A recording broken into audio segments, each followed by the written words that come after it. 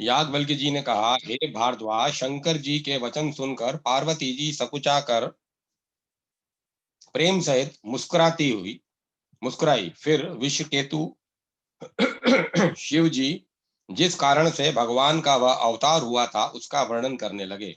हे मुनीश्वर भारद्वाज, मैं वह सब तुमसे कहता हूँ, मन लगाकर सुनो। श्री रामचंद्र जी की कथा कलयुग के पापों को हरने वाली, कल्याण करने वाली और बड़ी सुंदर है। स्वयंभू मनु और उनकी पत्नी शत्रुपा, जिनसे मनुष्यों की यह अनुपम सृष्टि हुई, इन दोनों पति पत्नी के धर्म और उच्चारण बहुत अच्छे थे। आज भी वेद जिनकी मर्यादा का गान करते हैं, राजा उत्तानपाद उनके पुत्र थे, जिनके पुत्र प्रसिद्ध हरिभक्त ध्रुव जी हुए। उन मनु के छोटे लड़के का नाम प्रियव्रत था, जिसकी प्रशंसा वेद और पुराण करते हैं। पुनः देवहूति उनकी कन्या थी, जो करदम मुनि की प्यारी पत्नी हुई, और जिन्होंने आदि देव दीनों पर दया करने वाले समर्थ और कृपालु भगवान कपिल को गर्भ में धारण किया। तत्वों का विचार करने में अत्यंत निपुण जिन कपिल भगवान ने सांख्य शास्त्र का प्रकट रूप में वर्णन किया, उन स्वयंभू मनु ने बहुत समय तक राज्य किया और सब प्रकार से भगवान की आज्ञा रूप शास्त्रों की मर्यादा का पालन किया। घर में रहते बुढ़ापा आ गया, परंतु विषयों से वैराग नहीं हुआ। इस बात को सोचकर उनके मन में बड़ा दुख हुआ कि श्री हरि की भक्ति बिना जन्म यूं ही चला गया। तब मुनि जी ने अपने पुत्र को जबरदस्ती राज्य देकर स्त्री सहित पुत्र को जबरदस्ती राज्य देकर स्वयं स्त्री सहित वन को गमन किया। अत्यंत पवित्र और साधनों को सिद्ध करने वाला तीर्थों में श्रेष्ठ निमिषारण प्रसिद्ध है। वहां मुनियों और सिद्धों के समूह बसते हैं। राजा मनु हृदय में हर्षित होकर वहीं चले। वे धीर बुद्धि वाले राजा रानी मार्ग में जाते समय ऐसे सुशोभित हो रहे थे, मानो ज्ञान और भक्ति ही शरीर धारण किए जा रहे हों। चलते चलते वे गोमती के किनारे जा पहुंचे। हर्षित होकर उन्होंने निर्मल जल में स्नान किया। उनको धर्म धुरंधर राज ऋषि जानकर सिद्ध और ज्ञानी मुनि उनसे मिलने आए। जहां जहां सुंदर तीर्थ थे, मुनियों ने आदर पूर्वक सभी तीर्थ उनको करा दिए। उनका शरीर दुर्बल हो गया था। वे मुनियों मुनियों के से वलकल वस्त्र धारण करते थे और संतों के समाज में नित्य प्राण सुनते थे और द्वादशाक्षर मंत्र ओम नमो भगवते वासुदेवाय, ओम नमो भगवते वासुदेवाय का प्रेम सहित जप करते थे। भगवान वासुदेव के चरण कमलों में उन राजा रानी का मन बहुत ही लग गया। वे साग फल और कंद का आहार करते थे और सच्चिदानंद ब्रह्म का स्मरण करते थे। फिर वे श्री हरि के लिए तप करने लगे और मूल फल को त्याग कर केवल जल के आधार पर रहने लगे। हृदय में निरंतर यही अभिलाषा हुआ करती कि हम कैसे उन परम प्रभु को आंखों से देखें, जो निर्गुण अखंड अनंत और अनादि है, और परमार्थवादी ब्रह्म ज्ञानी तत्ववेता लोग जिनका चिंतन किया करते हैं। नेति नेति जे ही भेद निरूपा निजानंद निरूपाधि अनुपा शंभु बिरंची विष्णु भगवाना उपजहि जासु अंश ते नाना। जिन्हें वेद जिन्हें वेद नेति नेति यह भी नहीं है यह भी नहीं है कहकर निरूपण करते हैं, जो आनंद स्वरूप उपाधि रहित और अनुपम है, एवं जिनके अंश से अनेकों शिव ब्रह्मा और विष्णु प्रकट होते हैं। ऐसे महान प्रभु भी स्वयं सेवक के वश में हैं और भक्तों के लिए दिव्य लीला विग्रह धारण करते हैं। यदि वेदों में यह वचन सत्य कहा है, तो हमारी अभिलाषा भी अवश्य पूरी होगी। इस प्रकार जल का आहार करके तप करते 6000 वर्ष बीत गए। फिर 7000 वर्ष वे वायु के आधार पर रहे। 10,000 वर्ष तक उन्होंने वायु का आधार भी छोड़ दिया, दोनों एक पैर से खड़े रहे। उनका अपार तप देखकर ब्रह्मा, विष्णु और शिव जी कई बार मुनि जी के पास आए। उन्होंने उन्हें अनेक प्रकार से ललचाया और कहा कि कुछ वर मांगो, पर ये परम धैर्यवान राजा रानी अपने तप से किसी के डिगाए नहीं डिगे।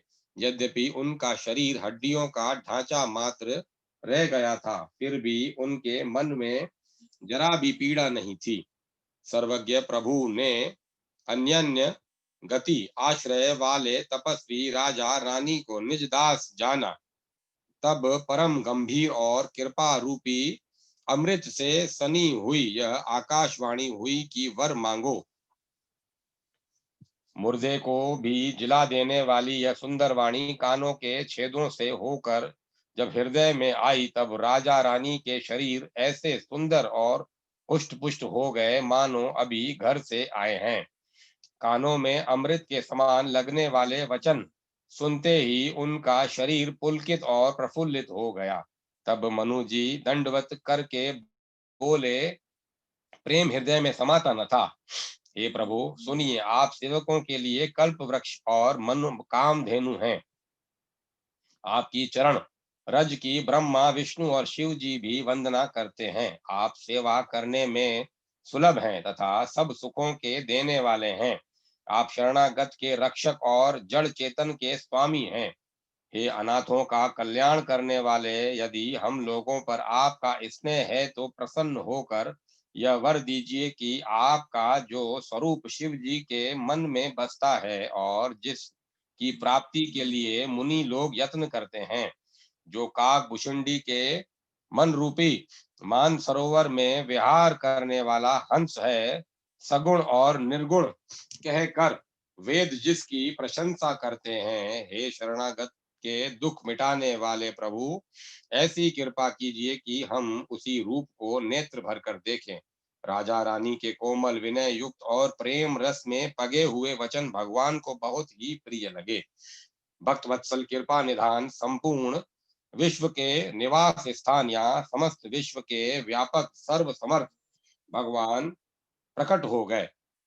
भगवान के नीले कमल, नीलमणि और नीले जल युक्त मेघ के समान कोमल, प्रकाशमय और सरस श्याम वर्ण चिन्मय शरीर की शोभा देखकर करोड़ों कामदेव भी लज्जा जाते हैं। उनका मुख शरद पूर्णिमा के चंद्रमा के समान छवि की सीमा स्वरूप था। गाल और ठुड्डी बहुत सुंदर थे। गला शंख के समान त्रिरेखा युक्त चढ़ाव उतार वाला था। लाल होंठ, दांत और नाक अत्यंत सुंदर थे। हंसी चंद्रमा की किरणावली को नीचा दिखाने वाली थी। नेत्रों की छवि नए खिले हुए कमल के समान बड़ी सुंदर थी। मनोहर चितवन जी को बहुत प्यारी लगती थी। टेढ़ी बोहें कामदेव के धनुष की शोभा को हरने वाली थी।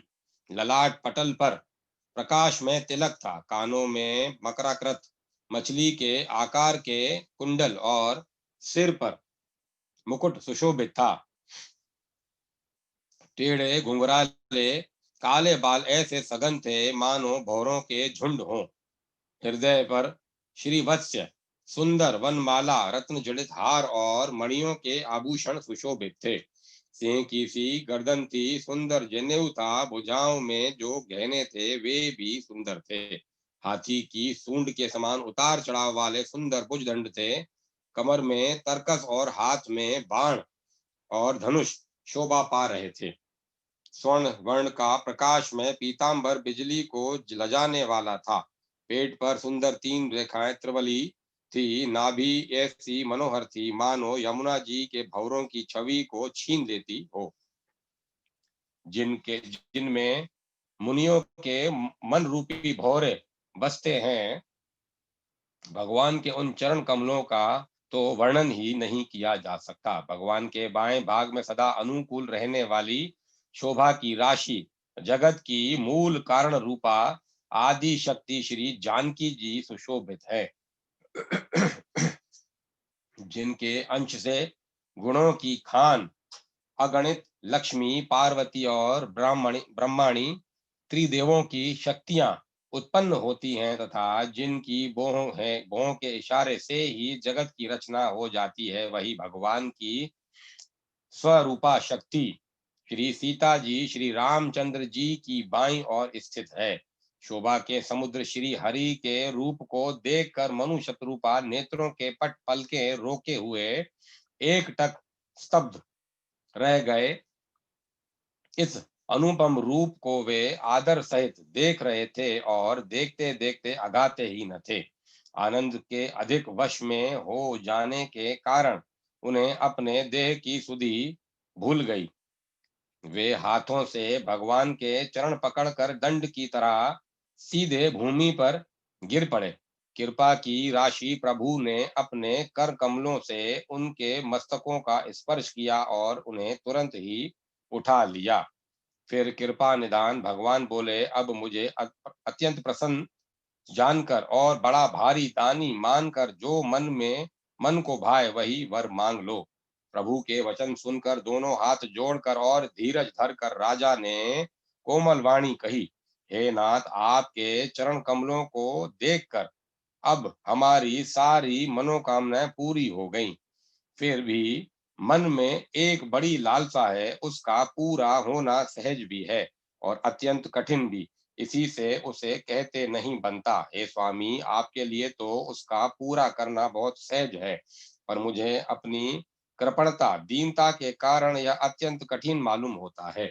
जैसे कोई दरिद्र कल्प वृक्ष को पाकर भी अधिक द्रव्य मांगने में संकोच करता है, क्योंकि वह उसके प्रभाव को नहीं जानता, वैसे ही मेरे हृदय में संशय हो रहा है। हे स्वामी, आप अंतर्यामी हैं, इसीलिए उसे जानते ही हैं। मेरा वह मनोरथ पूरा कीजिए। भगवान ने कहा, हे राजन, संकोच छोड़कर मुझसे मांगो। तुम्हें न दे सकूं ऐसा मेरे पास कुछ भी नहीं है। राजा ने कहा, हे दानियों के शिरोमणि, हे कृपा निधान, हे नाथ, मैं अपने मन का सच्चा भाव कहता हूँ कि मैं आपके समान पुत्र चाहता हूँ। प्रभु से भला क्या छिपाना। राजा की प्रीति देखकर और उनके अमूल्य वचन सुनकर करुणा निधान भगवान बोले, ऐसा ही हो। हे राजन, मैं अपने समान दूसरा कहाँ जाकर खोजूं, अतः स्वयं ही आकर तुम्हारा पुत्र बनूंगा। शत्रुपा जी को हाथ जोड़े देखकर भगवान ने कहा, हे देवी, तुम्हारी जो इच्छा हो सो वर मांग लो। शत्रुपा ने कहा, हे नाथ, चतुर राजा ने जो वर मांगा है कृपालु, वह मुझे बहुत ही प्रिय लगा, परंतु हे प्रभु, बहुत ठिठाई हो रही है। यद्यपि हे भक्तों का हित करने वाले, वह ठिठाई भी आपको अच्छी ही लगती है। आप ब्रह्मा आदि के भी पिता, उत्पन्न करने वाले, जगत के स्वामी और सबके हृदय के भीतर की जानने वाले ब्रह्म हैं। ऐसा समझने पर मन में संदेह होता है, फिर भी प्रभु ने जो कहा वही प्रमाण सत्य है। मैं तो वह मांगती हूँ कि हे नाथ, आपके जो निज जन हैं, वो जो अलौकिक अखंड सुख पाते हैं और जिस परम गति को प्राप्त होते हैं, हे प्रभु, वही सुख, वही गति, वही भक्ति, वही अपने चरणों में प्रेम, वही ज्ञान और वही रहन सहन कृपा करके मुझे दीजिए, हमें दीजिए। रानी की कोमल, दृढ़ और मनोहर श्रेष्ठ वाक्य रचना सुनकर कृपा के समुद्र भगवान कोमल वचन बोले, तुम्हारे मन में जो कुछ इच्छा है वह सब मैंने तुमको दिया, इसमें कोई संदेह न समझना। हे माता, मेरी कृपा से तुम्हारा अलौकिक ज्ञान कभी नष्ट न होगा। तब मनु ने भगवान के चरणों की वंदना करके फिर कहा, हे प्रभु, मेरी एक विनती और है। आपके चरणों में मेरी वैसी ही प्रीति हो जैसी प्रपुत्र के लिए पिता की होती है। चाहे मुझे कोई बड़ा भारी मूर्ख ही क्यों न कहे। जैसे मणि के बिना सांप और जल के बिना मछली नहीं रह सकती, वैसे ही मेरा जीवन आपके अधीन रहे, आपके बिना न रह सके। ऐसा वर मांग कर राजा भगवान के चरण पकड़ पकड़े रह गए। तब दया के निदान भगवान ने कहा, ऐसा ही हो। अब तुम मेरी आज्ञा मानकर देवराज इंद्र की राजधानी अमरावती में जाकर वास करो।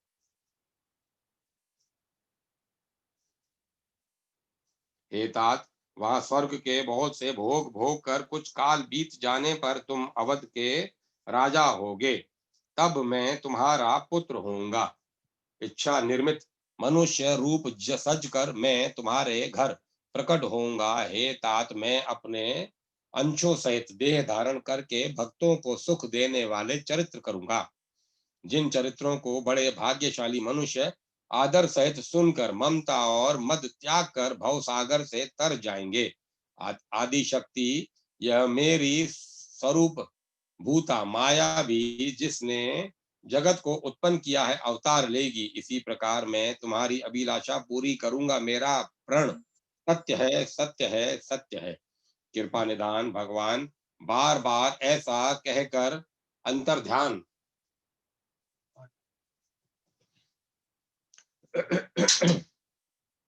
अंतर्ध्यान हो गए। वे स्त्री पुरुष राजा रानी भक्तों पर कृपा करने वाले भगवान को हृदय में धारण करके कुछ काल तक आश्रम में रहे। फिर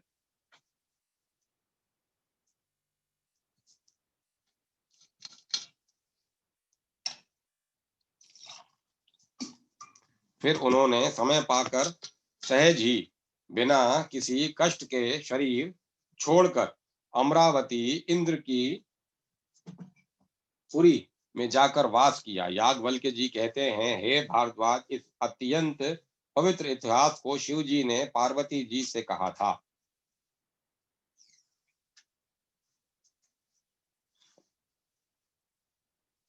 अब श्री राम के अवतार लेने का दूसरा चरण सुनो।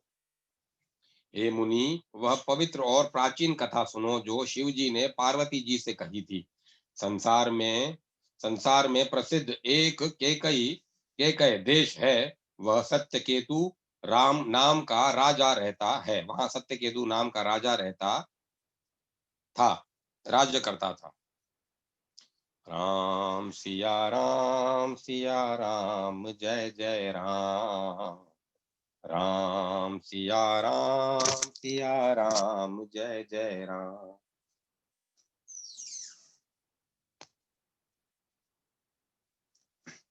वह धर्म की धुरी को धारण करने वाला, नीति की खान, तेजस्वी, प्रतापी, सुशील और बलवान था। उसके दो वीर पुत्र हुए जो सब गुणों के भंडार और बड़े ही रणधीर थे। राज्य का उत्तराधिकारी जो बड़ा लड़का था उसका नाम प्रताप भानु था। दूसरे पुत्र का नाम अरिमर्दन था, जिसकी भुजाओं में अपार बल था और जो युद्ध में पर्वत के समान अटल रहता था। भाई भाई में बड़ा मेल और सब प्रकार के दोषों और छलों से रहित सच्ची प्रीति थी। राजा ने जेठे पुत्र को राज्य दे दिया और आप भगवान के भजन के लिए वन को चल दिया। जब प्रताप भानु राजा हुआ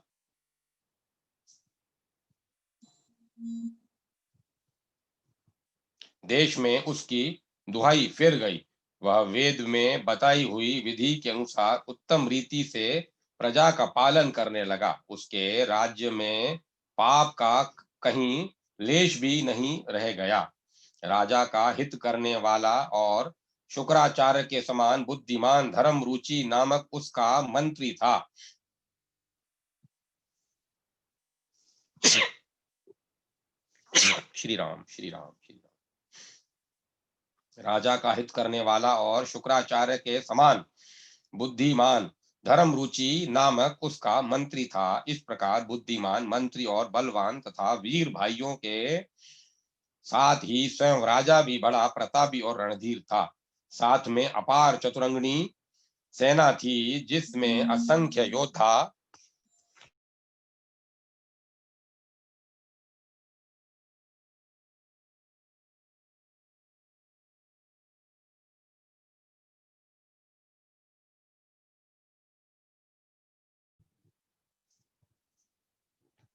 साथ में अपार चतुरंगनी सेना थी, जिसमें असंख्य योद्धा थे जो सब के सब रण में जूझ मरने वाले थे। अपनी सेना को देखकर राजा बहुत प्रसन्न हुआ और धमा घमाघम नगाड़े बजने लगे। दिग्विजय के लिए सेना सजाकर वह राजा शुभ दिन मुहूर्त साध कर और डंका बजाकर चला। जहां तहां बहुत सी लड़ाइयां हुई, उसने सब राजाओं को बलपूर्वक जीत लिया। अपनी भुजाओं के बल से उसने सातों द्वीपों, भूमि खंडों और वश में कर लिया द्वीपों को वश में कर लिया सातों द्वीपों को वश में कर लिया और राजाओं से दंड कर लेकर उन्हें छोड़ दिया। संपूर्ण पृथ्वी मंडल संपूर्ण पृथ्वी मंडल का उस समय प्रताप भानु ही एकमात्र चक्रवर्ती राजा था। संसार भर को अपनी भुजाओं के बल से वश में करके राजा ने अपने नगर में प्रवेश किया। राजा अर्थ, धर्म और काम आदि के सुखों का समय अनुसार सेवन करता था।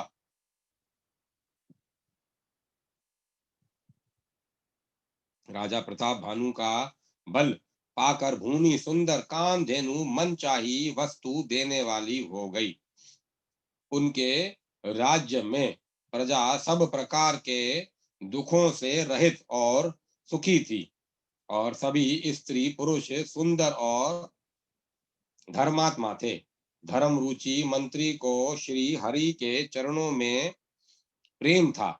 वह राजा के हित के लिए सदा उसको नीति सिखाया करता था। राजा, गुरु, देवता, संत, पितर और ब्राह्मण इन सब की सदा सेवा करता रहता था। वेदों में राजाओं के जो धर्म बताए गए हैं, राजा सदा आदर पूर्वक और सुख मानकर उन सब का पालन करता था। प्रतिदिन अनेक प्रकार के दान देता और उत्तम शास्त्र, वेद और पुराण सुनता था। उसने बहुत सी बावलियां, कुएं, तालाब, फुलवाड़ियां, सुंदर बगीचे, ब्राह्मणों के लिए घर और देवताओं के लिए सुंदर विचित्र मंदिर सब तीर्थों में बनवाए। वेद और पुराणों में जितने प्रकार के यज्ञ कहे गए हैं, राजा ने एक एक करके उन सब यज्ञों को प्रेम सहित हजार हजार बार किया। राजा के हृदय में किसी फल की तो कामना न थी। राजा बड़ा ही बुद्धिमान और ज्ञानी था। वह ज्ञानी राजा कर्म, मन और वाणी से जो कुछ भी धर्म करता था, सब भगवान वासुदेव के अर्पित करके करता था। एक बार वह राजा एक अच्छे घोड़े पर सवार होकर शिकार का सब सामान सजाकर विंध्याचल के घने जंगल में गया और वहां उसने बहुत से उत्तम उत्तम हिरण मारे। राजा ने वन में फिरते हुए एक सुअर को देखा। दांतों के कारण वह ऐसा दिख पड़ता था मानो चंद्रमा को ग्रस कर मोह में पड़कर वह राहु वन में आ छिपा हो।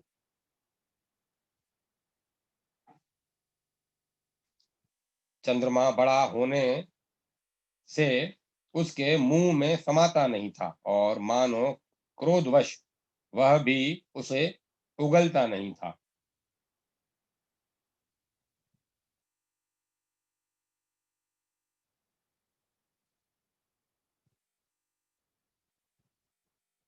वह तो सुअर के भयानक दांतों की शोभा कही गई, इधर उसका शरीर भी बहुत विशाल और मोटा था। घोड़े की आहट पाकर वह गुरगुराता हुआ कान उठाए चौकन्ना होकर देख रहा था। नील पर्वत के शिखर के समान विशाल शरीर वाले उस सुअर को देखकर राजा घोड़े को चाबुक लगाकर तेजी से चला और उसने सुअर को ललकारा कि अब तेरा बचाव नहीं हो सकता।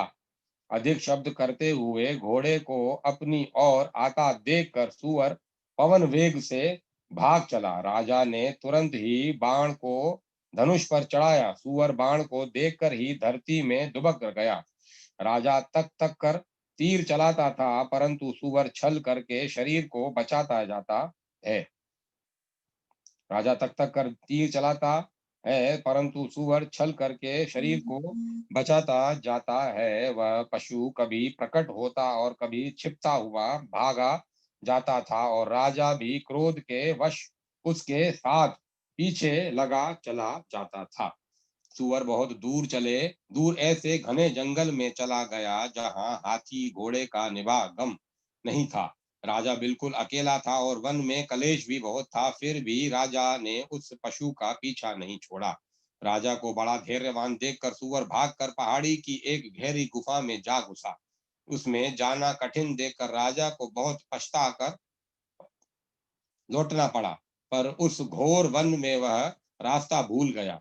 बहुत परिश्रम करने से थका हुआ वह घोड़े समेत भूख प्यास से व्याकुल राजा नदी तालाब खोजता खोजता पानी बिना बेहाल हो गया। वन में फिरते फिरते उसने एक आश्रम देखा। वहां कपट से मुनि का वेश बनाए एक राजा रहता था, जिसका देश राजा प्रताप भानु ने छीन लिया था और जो सेना छोड़कर युद्ध से भाग गया था। प्रताप भानु का समय अच्छे दिन जानकर और अपना कुसमय बुरे दिन अनुमान कर उसके मन में बड़ी ग्लानि हुई। इससे वह न तो घर गया और न अभिमानी होने के कारण राजा प्रताप भानु से ही मिला मेल किया। दरिद्र दरिद्र की भांति मन ही में क्रोध को मार कर वह राजा तपस्वी के वेश में वन में रहता था। राजा प्रताप भानु उसी के पास गया। उसने तुरंत पहचान लिया कि यह प्रताप भानु है। राजा प्यासा होने के कारण व्याकुलता में उसे पहचान न सका। सुंदर वेश देखकर राजा ने उसे महामुनि समझा और घोड़े से उतरकर उसे प्रणाम किया, परंतु बड़ा चतुर होने के कारण राजा ने उसे अपना नाम नहीं बतलाया। राजा को प्यासा देखकर उसने सरोवर दिखला दिया। हर्षित होकर राजा ने घोड़े सहित उसमें स्नान और जलपान किया। सारी थकावट मिट गई, राजा सुखी हो गया। तब तपस्वी उसे अपने आश्रम में ले गया और सूर्यास्त तक समय जानकर उसने राजा को बैठने के लिए आसन दिया। फिर वह तपस्वी कोमल वाणी से बोला, तुम कौन हो? सुंदर युवक होकर जीवन की परवाह न करके वन में अकेले क्यों फिर रहे हो? तुम्हारे चक्रवर्ती राजा के से लक्षण देखकर मुझे बड़ी दया आती है। राजा ने कहा, हे मुनीश्वर सुनिए, प्रताप भानु नाम का एक राजा है। मैं उसका मंत्री हूँ। शिकार के लिए फिरते हुए राह भूल गया हूँ। बड़े भाग्य से यहाँ आकर मैंने आपके चरणों में दर्शन पाए हैं। हमें आपका दर्शन दुर्लभ था, इससे जान पड़ता है कुछ भला होने वाला है। मुनि ने कहा, हे तात, अंधेरा हो गया है, तुम्हारा नगर यहाँ से 70 योजन पर है। हे सुजान, सुनो, घोर अंधेरी रात है, घना जंगल है, रास्ता नहीं है। ऐसा समझकर तुम आज यहीं ठहर जाओ, सवेरा होते ही चले जाना। तुलसीदास जी कहते हैं, ऐसी भवित भवितव्यता होनहार होती है, वैसी ही सहायता मिल जाती है। यहाँ तो वह आप ही उसके पास आती है या उसको वहां ले जाती है।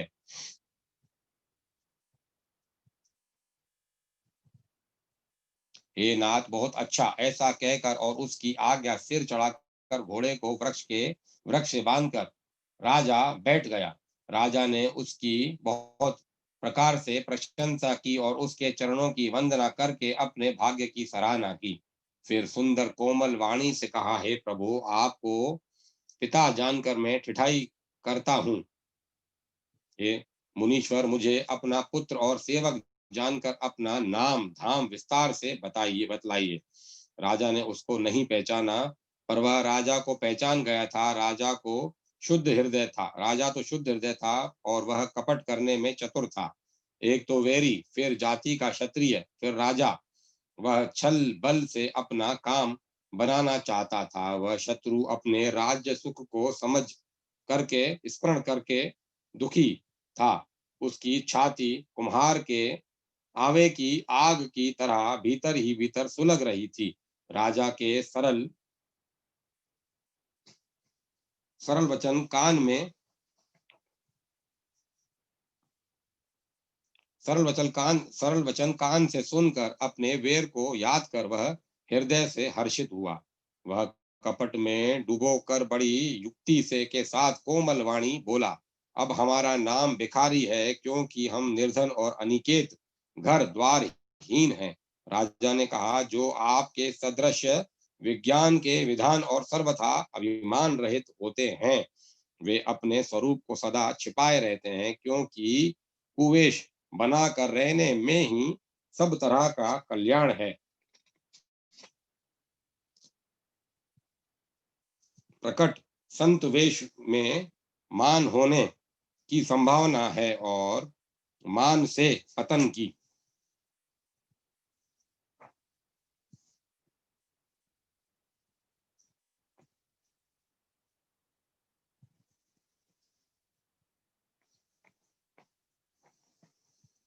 इसी से तो संत और वेद पुकार कर कहते हैं कि परम अंकिंचन सर्वथा अहंकार ममता और मान रहित ही भगवान को प्रिय होते हैं। आप सरी के निर्धन भिखारी और ग्रहहीनों को देखकर ब्रह्मा और शिव जी को भी संदेह हो जाता है कि वे वास्तविक संत हैं या भिखारी। आप जो हो सो हो, अर्थात जो कोई भी हो, मैं आपके चरणों में नमस्कार करता हूँ। हे स्वामी, अब मुझ पर कृपा कीजिए। अपने ऊपर राजा की स्वाभाविक प्रीति और अपने विषय में उसका अधिक विश्वास देकर सब प्रकार से राजा को अपने वश में करके अधिक स्नेह दिखाता हुआ वह कपट तपस्वी बोला, हे राजन सुनो, मैं तुमसे सत्य कहता हूँ, मुझे यह यहाँ रहते बहुत समय बीत गया है। अब तक न तो कोई मुझसे मिला और न मैं अपने को किसी पर प्रकट करता हूँ, क्योंकि लोक में प्रतिष्ठा अग्नि के समान है, जो तपस्वी जो तप रूपी वन को भस्म कर डालती है। तुलसीदास जी कहते हैं, सुंदर वेश देख कर मूड नहीं, मूड तो मूड ही है, मूड नहीं चतुर मनुष्य भी धोखा खा जाते हैं। सुंदर मोर को देखो, उसका वचन तो अमृत के समान है और आहार सांप का ही। कपट तपस्वी ने कहा, इसी से मैं जगत में छिपकर रहता हूँ। श्री हरि को छोड़कर किसी से कुछ भी प्रयोजन नहीं रखता। प्रभु तो बिना जाने ही सब जानते हैं, फिर कहो संसार को रिझाने से क्या सिद्धि मिलेगी। तुम पवित्र और सुंदर बुद्धि वाले हो, इससे मुझे बहुत ही प्यारे हो और तुम्हारी भी मुझ पर प्रीति और विश्वास है। हे तात, अब यदि मैं तुमसे कुछ छिपाता हूं तो मुझे बहुत ही भयानक दोष लगेगा। ज्यों ज्यों वह तपस्वी उदासीनता की बातें कहता था, त्यों ही त्यों राजा को विश्वास उत्पन्न हो जाता था। तब उस बगुले की तरह ध्यान लगाने वाले कपटी मुनि ने राजा को कर्म मन और वचन से अपने वश में जाना। तब वह बोला, हे भाई, तुम्हारा नाम एक तनु है। यह सुनकर राजा ने फिर सिर नवाकर कहा, मुझे अपना अत्यंत अनुरागी सेवक जानकर अपने नाम का अर्थ समझा कर कहिए। हे भाई, हमारा नाम एक तनु है। कपटी मुनि ने कहा, जब सबसे पहले सृष्टि उत्पन्न हुई थी तभी मेरी उत्पत्ति हुई थी। तब से मैंने फिर दूसरी देह नहीं धारण की, इसी से मेरा नाम एक तनु है। हे पुत्र, मन में आश्चर्य मत करो, तप से कुछ भी दुर्लभ नहीं है। तप के बल से ब्रह्मा जगत को रचते हैं, तप ही के बल से विष्णु संसार का पालन करने वाले बने हैं, तप ही के बल से रुद्र संहार करते हैं। संसार में कोई ऐसी वस्तु नहीं जो तप से न मिल सके।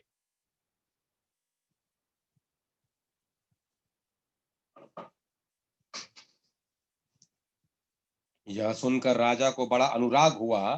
तब वह तपस्वी पुरानी कथाएं कहने लगा।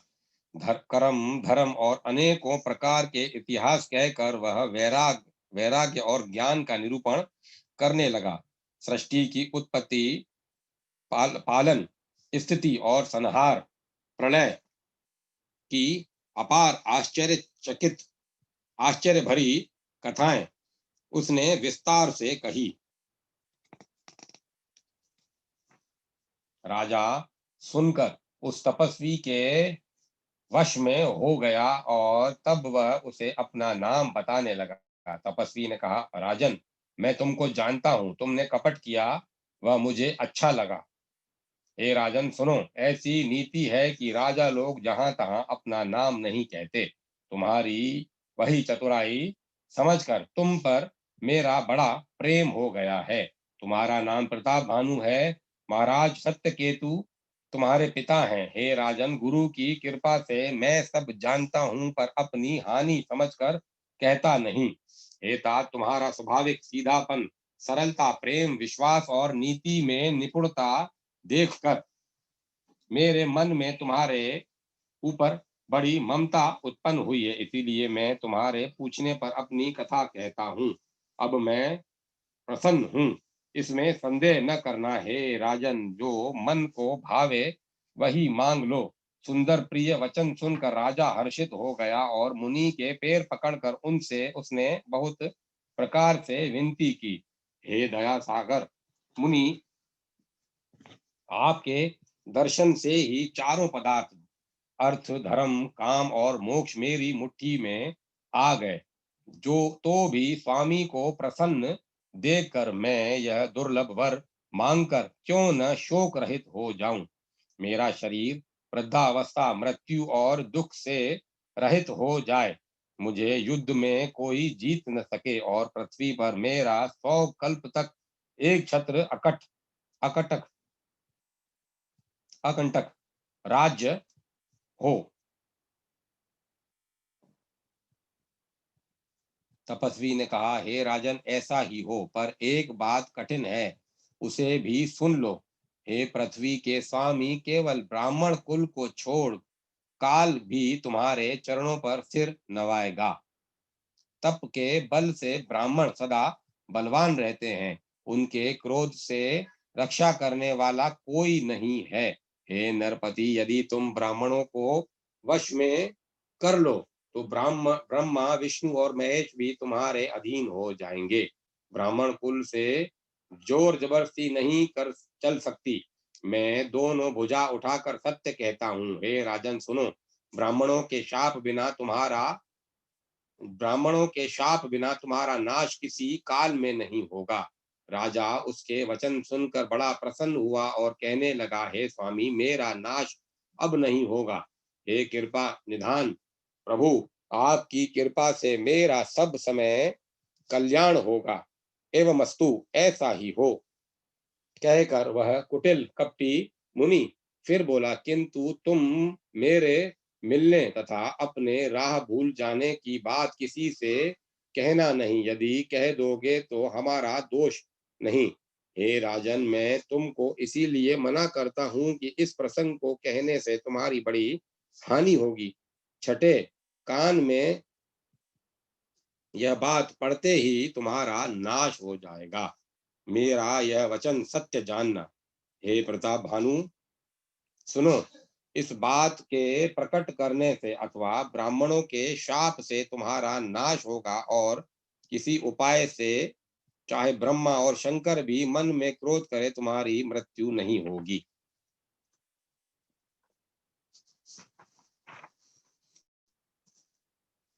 राजा ने मुनि के चरण पकड़ कर कहा, हे स्वामी, सत्य ही है। ब्राह्मण और गुरु के क्रोध से कहिए कौन रक्षा कर सकता है। यदि ब्रह्मा भी क्रोध करे तो गुरु बचा लेते हैं, पर गुरु से विरोध करने पर जगत में कोई भी बचाने वाला नहीं है। यदि मैं आपके कथन के अनुसार नहीं चलूंगा तो भले ही मेरा नाश हो जाए, मुझे इसकी चिंता नहीं है। मेरा मन तो, हे प्रभु, केवल एक ही डर से डर रहा है कि ब्राह्मणों का शाप बड़ा भयानक होता है। वे ब्राह्मण किस प्रकार से वश में हो सकते हैं, कृपा करके वह भी बताइए। हे दीन दयालु, आपको छोड़कर और किसी को मैं अपना हितु नहीं देखता। तपस्वी ने कहा, हे राजन सुनो, संसार में उपाय तो बहुत हैं, पर वे कष्ट साध्य हैं, बड़ी कठिनता से बनने में आते हैं, और इस पर भी सिद्ध हो या न हो, उनकी सफलता निश्चित नहीं है। हाँ, एक उपाय बहुत सहज है, परंतु उसमें भी एक कठिनता है। हे राजन, वह व्यक्ति तो मेरे हाथ है, पर मेरा जाना तुम्हारे नगर में हो नहीं सकता। हे राजन, वह युक्ति तो मेरे हाथ में है, पर मेरा जाना तुम्हारे नगर में हो नहीं सकता। जब से पैदा हुआ हूं, तब से आज तक मैं किसी के घर अथवा गांव नहीं गया। यदि परंतु यदि नहीं जाता हूं तो तुम्हारा काम बिगड़ता है। आज यह बड़ा असमंजस्य आ पड़ा है। यह सुनकर राजा कोमल वाणी से बोला, हे नाथ, वेदों में ऐसी नीति है कि बड़े लोग छोटों पर स्नेह करते हैं। पर्वत अपने सिरों पर सदा तृण घास को धारण किए रहते हैं। अगाध समुद्र अपने मस्तक पर फेन को धारण करता है, और धरती अपने सिर पर सदा धूलि को धारण किए रहती है।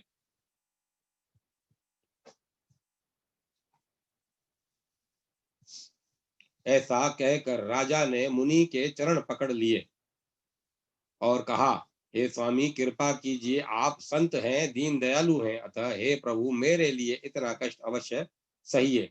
राजा को अपने अधीन जानकर कपट में प्रवीण तपस्वी बोला, हे राजन सुनो, मैं तुमसे सत्य कहता हूँ, जगत में मुझे कुछ भी दुर्लभ नहीं है।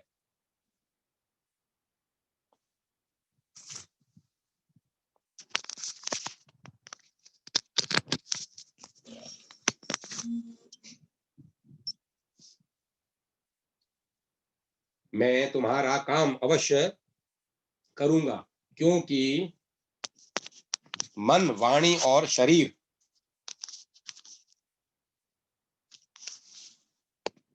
क्योंकि मन, वाणी और शरीर तीनों से मेरे भक्त हो, पर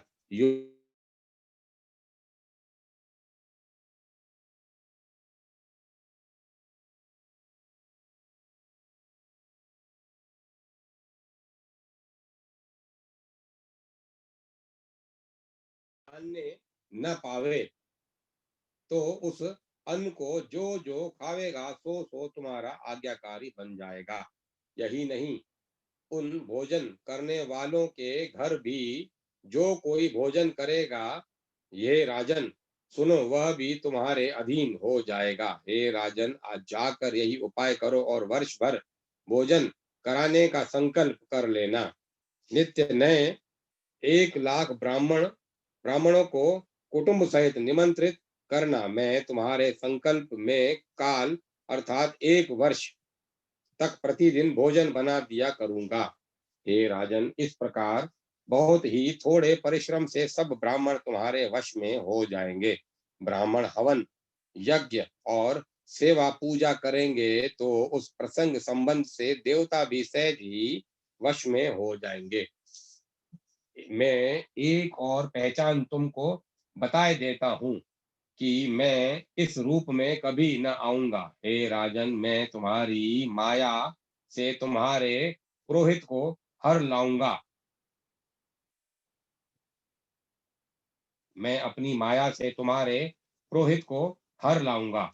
तप के बल से उसे अपने समान बनाकर 1 वर्ष तक यहाँ रखूंगा। और हे राजन सुनो, मैं उसका रूप बनाकर सब प्रकार से तुम्हारा काम सिद्ध करूंगा। हे राजन, बीत रात बहुत बीत गई है, अब सो जाओ। आज से तीसरे दिन मुझसे तुम्हारी भेंट होगी। तप के बल से मैं घोड़े सहित तुमको सोते ही मैं घर पहुंचा दूंगा। मैं वही पुरोहित का वेश धार कर आऊंगा, तब एकांत में तुमको बुलाकर सब कथा सुनाऊंगा, तब तुम मुझे पहचान लेना। राजा ने आज्ञा मानकर शयन किया और वह कपट ज्ञानी आसन पर जा बैठा। राजा थका था, उससे खूब गहरी नींद आ गई, पर वह कपटी कैसे सोता, उसे तो बहुत चिंता हो रही थी। उसी समय वहां काल केतु राक्षस आया, जिसने सुअर बनकर राजा को भटकाया था। वह तपस्वी राजा का बड़ा मित्र था और खूब छल प्रपंच जानता था। उसके 100 पुत्र और 10 भाई थे, जो बड़े ही दुष्ट, किसी से न जीते जाने वाले और देवताओं को दुख देने वाले थे। ब्राह्मणों, संतों और देवताओं को दुखी देखकर राजा ने उन सबको पहले ही युद्ध में मार डाला था।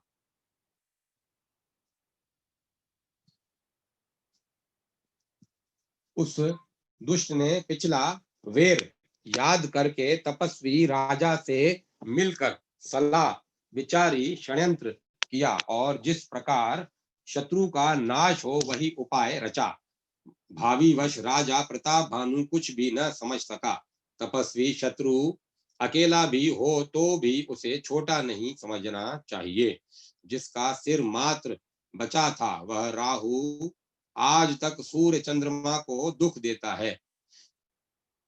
तपस्वी राजा अपने मित्र को देख प्रसन्न हो उठकर मिला और सुखी हुआ।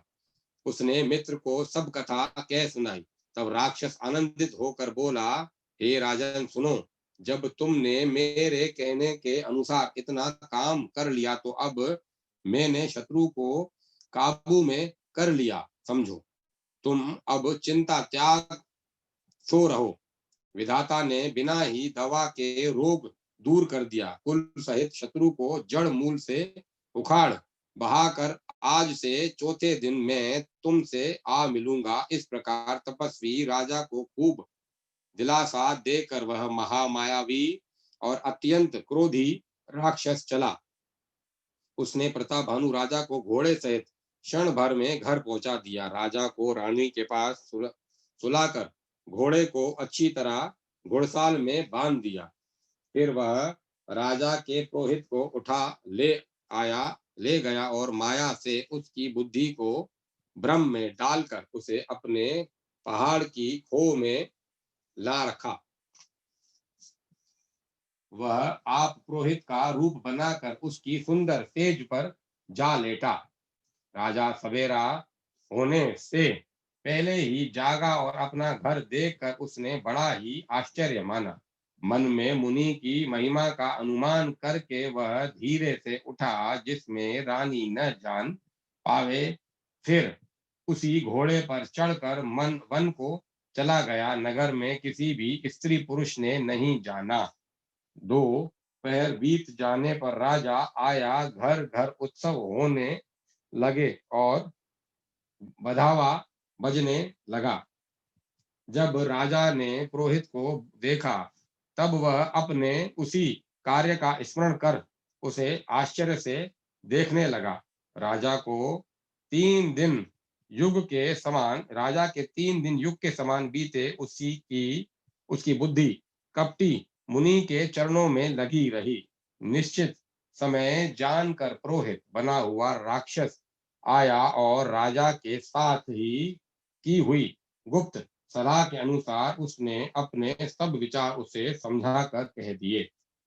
संकेत के अनुसार गुरु को उस रूप में पहचान कर राजा प्रसन्न हुआ। भ्रमवश उसे चेत न रहा कि यह तापस मुनि है या काल केतु राक्षस। उसने तुरंत 1 लाख उत्तम ब्राह्मणों को कुटुंब सहित निमंत्रण दे दिया। पुरोहित ने 6 रस और 4 प्रकार के भोजन, जैसा कि वेदों में वर्णन है, बनाए। उसने मायामयी रसोई तैयार की और इतने व्यंजन बनाए जिन्हें कोई गिन नहीं सकता। अनेक प्रकार के पशुओं का मांस पकाया और उसमें उस दुष्ट ने ब्राह्मणों का मांस मिला दिया। सब ब्राह्मणों को भोजन के लिए बुलाया और चरण धोकर आदर सहित बैठाया। ज्यों ही राजा परोसने लगा उसी काल काल केतुकृत आकाशवाणी हुई, हे ब्राह्मणों, उठ उठकर अपने घर जाओ, यह अन्न मत खाओ, इसके खाने की बड़ी हानि है। रसोई में ब्राह्मणों का मांस बना है। आकाशवाणी का विश्वास मानकर सब ब्राह्मण उठ खड़े हुए।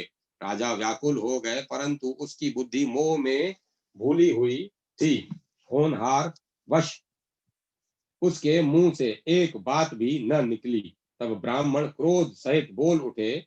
उन्होंने कुछ भी विचार नहीं किया। अरे मूर्ख राजा, तू जाकर परिवार सहित राक्षस हो।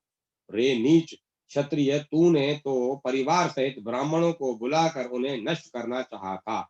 ईश्वर ने हमारे धर्म की रक्षा की। अब तू परिवार सहित नष्ट होगा। 1 वर्ष के भीतर तेरा नाश हो जाए। तेरे कुल में कोई पानी देने वाला तक न रहेगा। शाप सुनकर राजा भय के मारे अत्यंत व्याकुल हो गया। फिर सुंदर आकाशवाणी हुई, हे ब्राह्मणों, तुमने विचार कर शाप नहीं दिया। राजा ने कुछ भी अपराध नहीं किया। आकाशवाणी सुनकर सब ब्राह्मण चकित हो गए। तब राजा वहां गया जहां भोजन बना था। देखा तो वहां न भोजन था, न रसोईया, ब्राह्मण ही था। तब राजा मन में अपार चिंता करता हुआ लौटा। ब्राह्मणों को सब वृतांत सुनाया और बड़ा ही भयभीत और व्याकुल होकर वह पृथ्वी पर गिर पड़ा। हे राजन, यद्यपि तुम्हारा दोष नहीं है, तो भी होनहार नहीं मिटता। ब्राह्मणों का शाप बहुत ही भयानक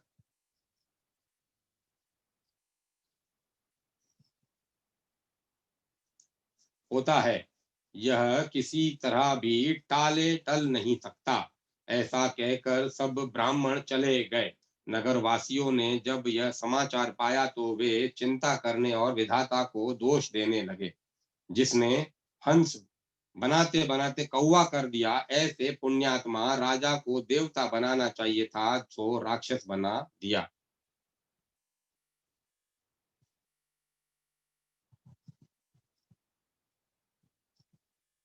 पुरोहित को उसके घर पहुंचाकर असुर काल केतु ने कपटी तपस्वी को खबर दी। उस दुष्ट ने जहां तहां पत्र भेजे, जिससे सब वेरी राजा सेना सजा सजाकर चढ़ दौड़े और उन्होंने डंका बजाकर नगर को घेर लिया। नित्य प्रति अनेक प्रकार से लड़ाई होने लगी। प्रताप भानु के सब योद्धा शूरवीरों की करनी करके रण में जूझ मरे। राजा भी भाई सहित खेत रहा। सत्यकेतु के कुल में कोई नहीं बचा। ब्राह्मणों का शाप झूठा नहीं कैसे हो सकता था। शत्रुओं को जीत कर नगर को फिर से बसाकर सब राजा विजय और यश पाकर अपने अपने नगर को चले गए। याज्ञवल्क्य जी कहते हैं, हे भारत सुनो, विधाता जब जिसके विपरीत होते हैं, तब उसके लिए धूल सुमेर पर्वत के समान भारी और कुचाल कुचल डालने वाली, पिता यम के समान काल रूप और रस्सी सांप के समान काट खाने वाली हो जाती है। हे मुनि सुनो, समय पाकर वही राजा परिवार सहित रावण नामक राक्षस हुआ। उसके 10 सिर और 20 भुजाएं थी और वह बड़ा ही प्रचंड शूरवीर था। हरिमर्दन नामक जो राजा का छोटा भाई था, वह बल का धाम कुंभकर्ण हुआ। उसका जो मंत्री था, जिसका नाम धर्मरुचि था, वह रावण का सोतेला छोटा भाई हुआ। उसका विभीषण नाम था, जिससे सारा जगत जानता है।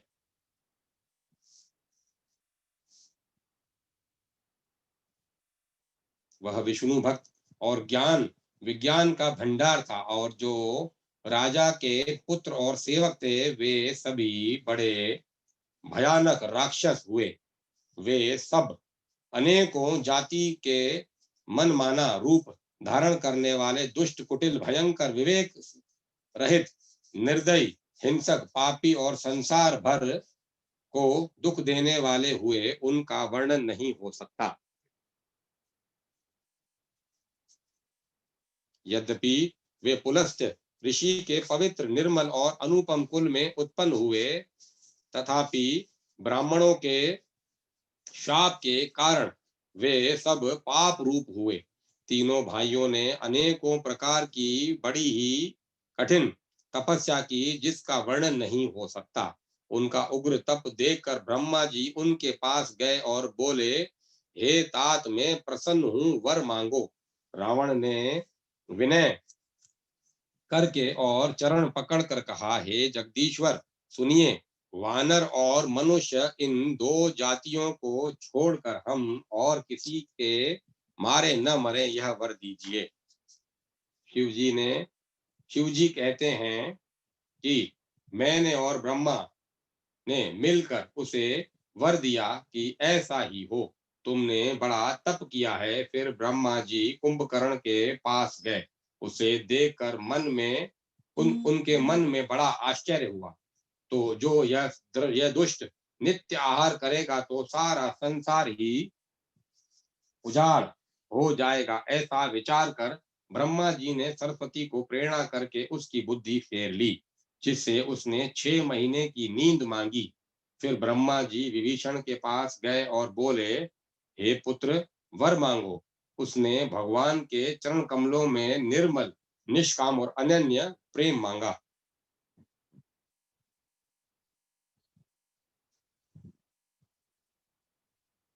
उनको वर देकर ब्रह्मा जी चले गए और वे तीनों भाई हर्षित होकर अपने घर लौट आए।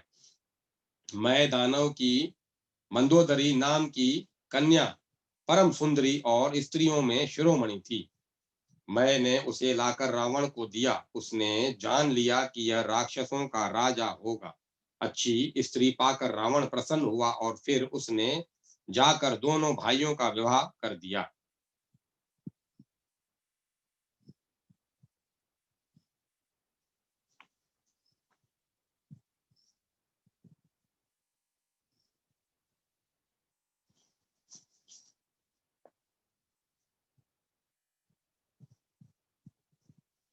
समुद्र के बीच में त्रिकुट नामक पर्वत पर ब्रह्मा का बनाया हुआ एक बड़ा भारी किला था। महान, मायावी और निपुण कारीगर मैं दानव ने उसको फिर से सजा दिया। उसमें मणियों से जड़े हुए सोने के अनगिनत महल थे।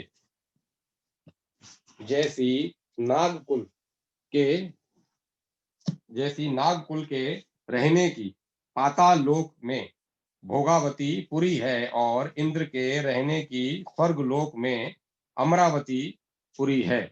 उस उनसे भी अधिक सुंदर और बांका वह दुर्ग था। जगत में उसका नाम लंका प्रसिद्ध हुआ।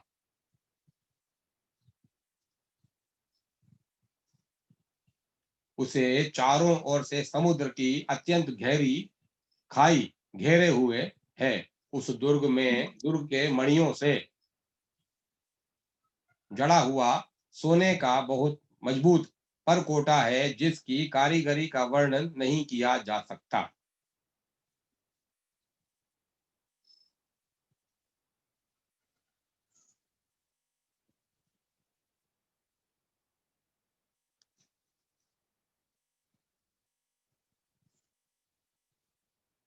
भगवान की प्रेरणा से जिस कल्प में जो राक्षसों का राजा रावण होता है, वही शूर प्रतापी अतुलित बलवान अपनी सेना सहित उस पुरी में बसता है। पहले वहां बड़े बड़े योद्धा राक्षस रहते थे। देवताओं ने उन सब को युद्ध में मार डाला। अब इंद्र की प्रेरणा से वहां कुबेर के 1 करोड़ रक्षक यक्ष लोग रहते हैं। रावण को कहीं ऐसी खबर मिली, तब उसने सेना सजाकर किले को जा घेरा। उस बड़े विकट योद्धा और उसकी बड़ी सेना को देखकर यक्ष अपने प्राण बचाकर भाग गए। तब रावण ने घूम फिरकर सारा नगर देखा। उसकी स्थान संबंधी चिंता मिट गई और उसे बहुत ही सुख हुआ। उस पुरी को स्वाभाविक ही सुंदर और बाहर वालों के लिए दुर्गम अनुमान करके रावण ने वहां अपनी राजधानी कायम की। योग्यता के अनुसार घरों को बांटकर रावण ने सब राक्षसों को सुखी किया। एक बार वह कुबेर पर चढ़ दौड़ा और उससे पुष्पक विमान को जीत कर ले आया। फिर उसने जाकर एक बार खिलवाड़ ही में कैलाश पर्वत को उठा लिया और मानो अपनी भुजाओं का बल तोलकर बहुत सुख पाकर वह वहां से चला आया। सुख संपत्ति पुत्र सेना सहायक जय प्रताप बल बुद्धि और बड़ाई ये सब उसके नित्य नए वैसे ही बढ़ते जाते थे जैसे प्रत्येक लाभ पर लोभ बढ़ता है। अत्यंत बलवान कुंभकर्ण सा उसका भाई था जिसके जोड़ का योद्धा जगत में पैदा ही नहीं हुआ। वह मदिरा पीकर 6 महीने सोया करता था। उसके जागते ही तीनों लोकों में तहलका मच जाता था। यदि वह प्रतिदिन भोजन करता तब तो संपूर्ण विश्व शीघ्र ही चौपट खाली हो जाता। रणधीर ऐसा था कि जिसका वर्णन नहीं किया जा सकता। लंका में उसके ऐसे असंख्य बलवान वीर थे।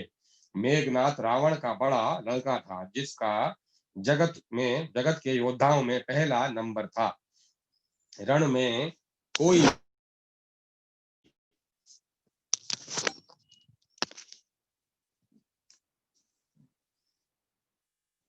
रण में कोई भी उसका सामना नहीं कर सकता था। स्वर्ग में तो उसके भय से नित्य भगदड़ मची रहती थी। इनके अतिरिक्त दुर्मुख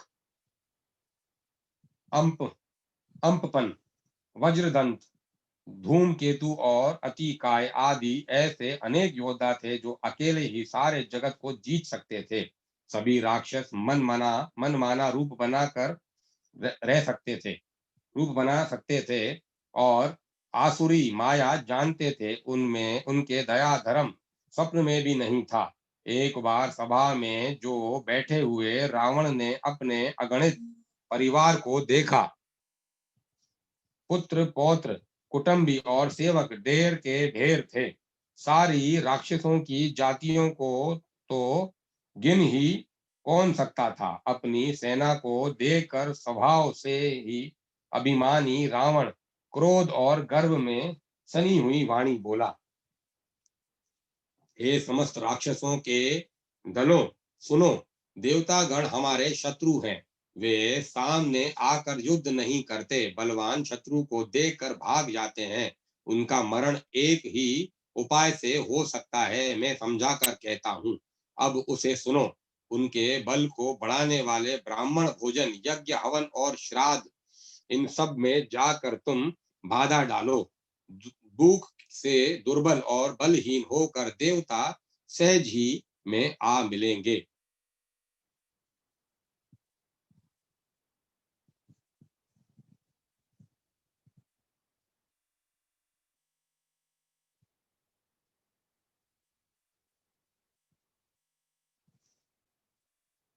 तब उनको मैं मार डालूंगा अथवा भली भांति अपने अधीन करके सर्वथा पराधीन करके छोड़ दूंगा।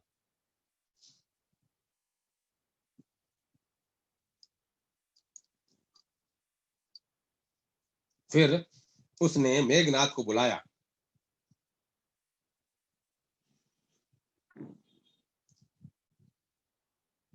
और सिखा पढ़ाकर उसके बल और देवताओं के प्रति वेर भाव को उत्तेजना दी। फिर कहा, हे पुत्र, जो देवता रण में धीर और बलवान है और जिन्हें लड़ने का अभिमान है,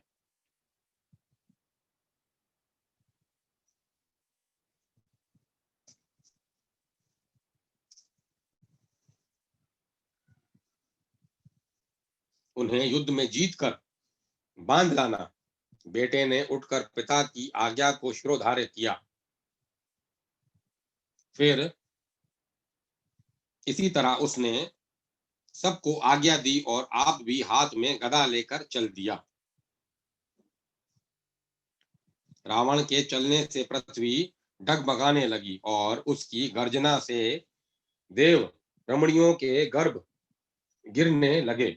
रावण को क्रोध सहित आते हुए सुनकर देवताओं ने सुमेरु पर्वत की गुफाएं तकी, भागकर सुमेरु की गुफाओं का आश्रय लिया। दिक्पालों के सारे सुंदर लोकों को रावण ने सूना पाया।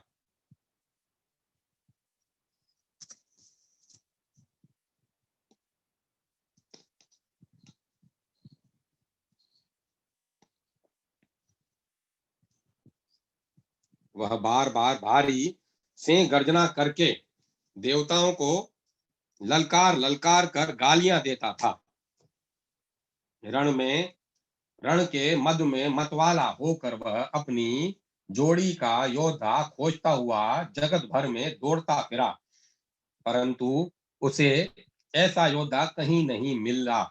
सूर्य, चंद्रमा, वायु, वरुण, कुबेर, अग्नि, काल और यम आदि सब अधिकारी, किन्नर, सिद्ध, मनुष्य, देवता और नाग सभी के पीछे वह हठ पूर्वक पड़ गया। किसी को भी उसने शांति पूर्वक नहीं बैठने दिया। ब्रह्मा जी की सृष्टि में जहां तक शरीरधारी स्त्री पुरुष थे, सभी रावण के अधीन हो गए। डर के मारे सभी उसकी आज्ञा का पालन करते थे और नित्य आकर नम्रता पूर्वक उसके चरणों में सिर नवाते थे। उसने भुजाओं के बल से सारे विश्व को वश में कर लिया, किसी को स्वतंत्र नहीं रहने दिया। इस प्रकार मंडलिक राजाओं का शिरोमणि सार्वभौम सम्राट रावण अपने इच्छा अनुसार राज्य करने लगा। देवता, यक्ष, गंधर्व, मनुष्य, किन्नर और नागों की कन्याएं तथा बहुत सी अन्य सुंदरी और उत्तम स्त्रियों को उसने अपनी भुजाओं के बल से जीतकर बिहा लिया। मेघनाथ से उसने जो कुछ कहा उसे उसने मेघनाथ ने मानो पहले से ही कर रखा था, अर्थात रावण के कहने भर की देर थी। उसने आज्ञा पालन में तनिक भी देर नहीं की। जिनको रावण ने मेघनाथ से पहले ही आज्ञा दे रखी थी, उन्होंने जो करतूत की उन्हें सुनो। सब राक्षसों के समूह देखने में बड़े भयानक, पापी और देवताओं को दुख देने वाले थे। वे असुरों के समूह उपद्रव करते थे और माया से अनेकों प्रकार के रूप धरते थे। जिस प्रकार धर्म की जड़ कटे, वे वही सब वेद विरुद्ध काम करते थे। जिस जिस स्थान में वे गौ और ब्राह्मणों को पाते थे, उसी नगर, गांव और पूर्वे में आग लगा देते थे। उनके डर से कहीं भी शुभ आचरण, ब्राह्मण भोजन, यज्ञ, श्राद्ध आदि नहीं होते थे। देवता, ब्राह्मण और गुरु को कोई नहीं मानता था। न हरि भक्ति थी, न यज्ञ, न तप और न ज्ञान था। न यज्ञ, तप और ज्ञान था। वेद और पुराण तो स्वप्न में भी सुनने को नहीं मिलते थे। जब योग्य, वैराग्य, तप तथा यज्ञ में देवताओं के भाग पाने की बात रावण कहीं कानों से सुन पाता, तो उसी समय स्वयं उठ दौड़ता, कुछ भी रहने नहीं पाता। वह सबको पकड़कर विध्वंस कर डालता था। संसार में ऐसा भ्रष्ट आचरण फैल गया कि धर्म तो कानों में भी सुनने में नहीं आता था। जो कोई वेद और पुराण कहता, उसको बहुत तरह से त्रास देता और देश से निकाल देता था। राक्षस लोग जो घोर अत्याचार करते थे, उसका वर्णन नहीं किया जा सकता। सिंह हिंसा पर ही जिनकी प्रीति है, उनके पापों का क्या ठिकाना। पराये धन और पराई स्त्री पर मन चलाने वाले दुष्ट, चोर और जुआरी सब लोग बढ़ गए। लोग माता, पिता और देवताओं को नहीं मानते थे और साधुओं की सेवा करना तो दूर रहे, उल्टे उनसे सेवा करवाते थे।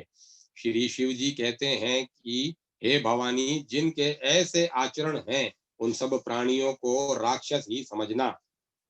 इस प्रकार धर्म के प्रति लोगों की अतिशय ग्लानि, अरुचि, अनास्था देखकर पृथ्वी अत्यंत भयभीत और व्याकुल हो गई।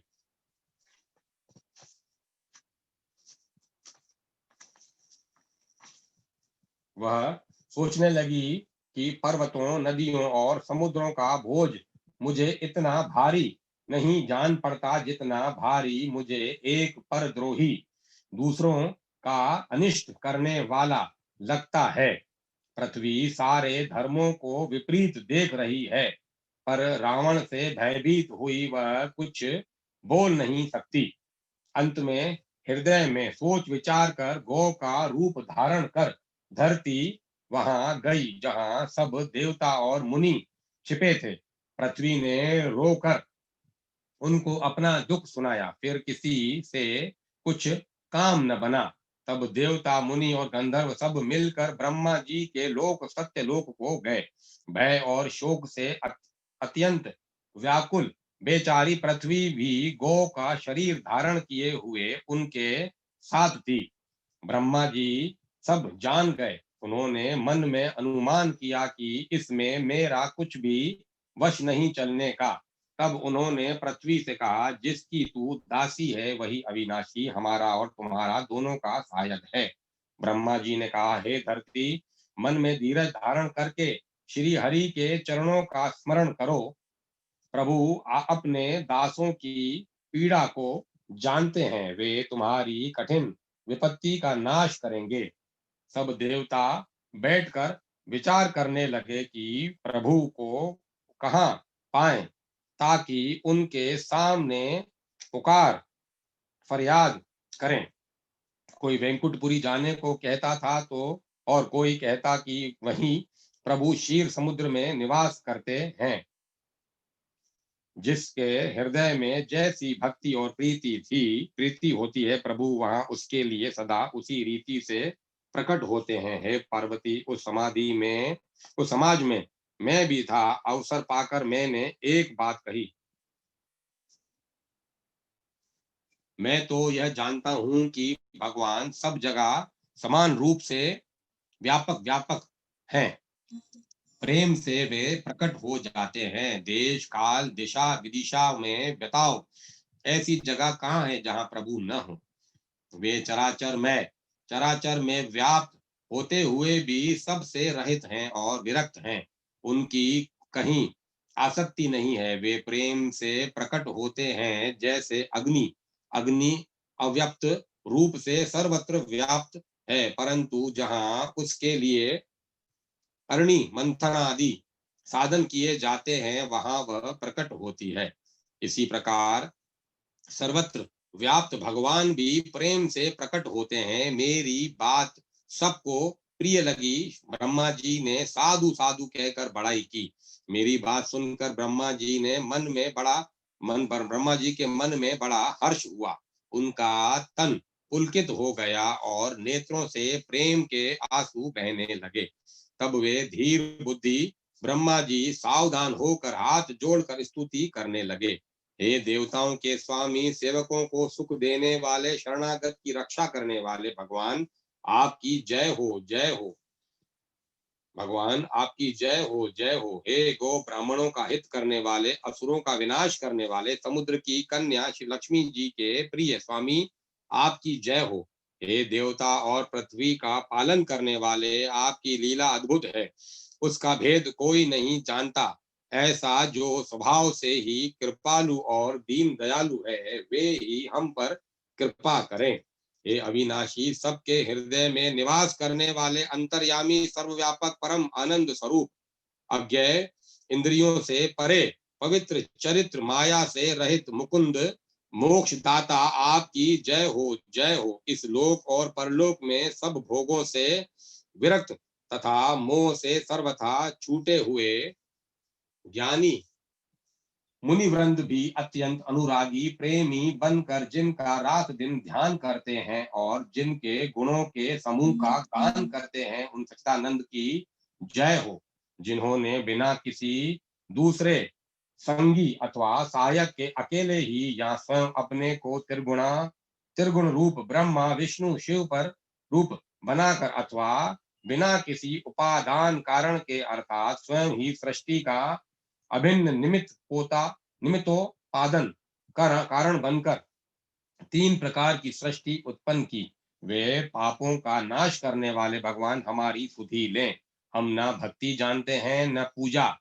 जो संसार के जन्म मृत्यु के भय का नाश करने वाले, मुनियों के मन को आनंद देने वाले और विपत्तियों के समूह को नष्ट करने वाले हैं, हम सब देवताओं के समूह मन वचन और कर्म से चतुराई करने की बान छोड़कर उन भगवान की शरण आए हैं। सरस्वती, वेद, शेष जी और संपूर्ण ऋषि कोई भी जिनको नहीं जानते, जिन्हें दीन प्रिय हैं, ऐसा वेद पुकार कर कहते हैं, वे ही श्री भगवान हम पर दया करें। हे संसार रूपी समुद्र के मंथन के लिए मंद्राचल रूप सब प्रकार से सुंदर गुणों के धाम और सुखों की राशि नाथ, आपके चरण कमलों में मुनि सिद्ध और सारे देवता भय से अत्यंत व्याकुल होकर नमस्कार करते हैं। देवता और पृथ्वी को भयभीत जानकर और उनके स्नेह युक्त वचन सुनकर शोक और संदेह को हरने वाली गंभीर आकाशवाणी हुई। हे मुनि सिद्ध और देवताओं के स्वामियों, डरो मत। तुम्हारे लिए मैं मनुष्य का रूप धारण करूंगा और उदार पवित्र सूर्य वंश में अंशों सहित मनुष्य का अवतार लूंगा। कश्यप और अदिति ने बड़ा भारी तप किया था, मैं अकेले ही उनको वर दे चुका हूँ। वे ही दशरथ और कौशल्या के रूप में मनुष्यों को राजा होकर श्री अयोध्यापुरी में प्रकट हुए हैं। उन्हीं के घर जाकर मैं रघुकुल में श्रेष्ठ चार भाइयों के रूप में अवतार लूंगा। नारद के सब वचन मैं सत्य करूंगा और अपनी पराशक्ति के सहित अवतार लूंगा। मैं पृथ्वी का सब भार हर लूंगा। हे देववृंद, तुम निर्भय हो जाओ। आकाश में ब्रह्म भगवान की वाणी को आकाश में ब्रह्म भगवान की वाणी को कान से सुनकर देवता तुरंत लौट गए। उनका हृदय शीतल हो गया। तब ब्रह्मा जी ने पृथ्वी को समझाया। फिर वह भी निर्भय हुई और उसके जी में भरोसा ढांढस आ गया। देवताओं को यही सिखाकर कि वानरों का शरीर धर धर कर तुम लोग पृथ्वी पर जाकर भगवान के चरणों की सेवा करो, ब्रह्मा जी अपने लोक को चले गए। सब देवता अपने अपने लोक को गए। पृथ्वी सहित अनेक मन को शांति मिली।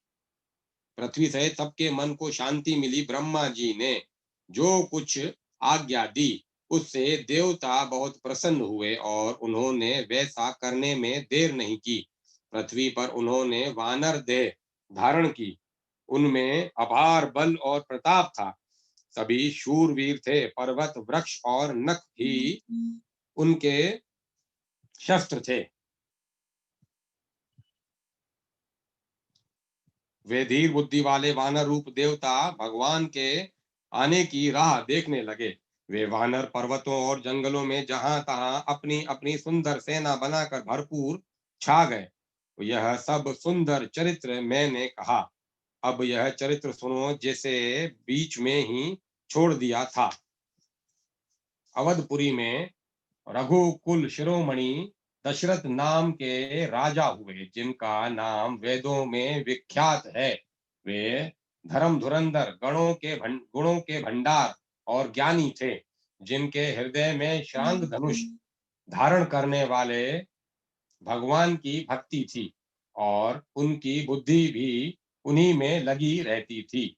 उनकी कौशल्या आदि प्रिय रानियां सभी पवित्र आचरण वाली थी। वे बड़ी विनीत और पति के अनुकूल चलने वाली थी और श्री हरि के चरण कमलों में उसका दृढ़ प्रेम था।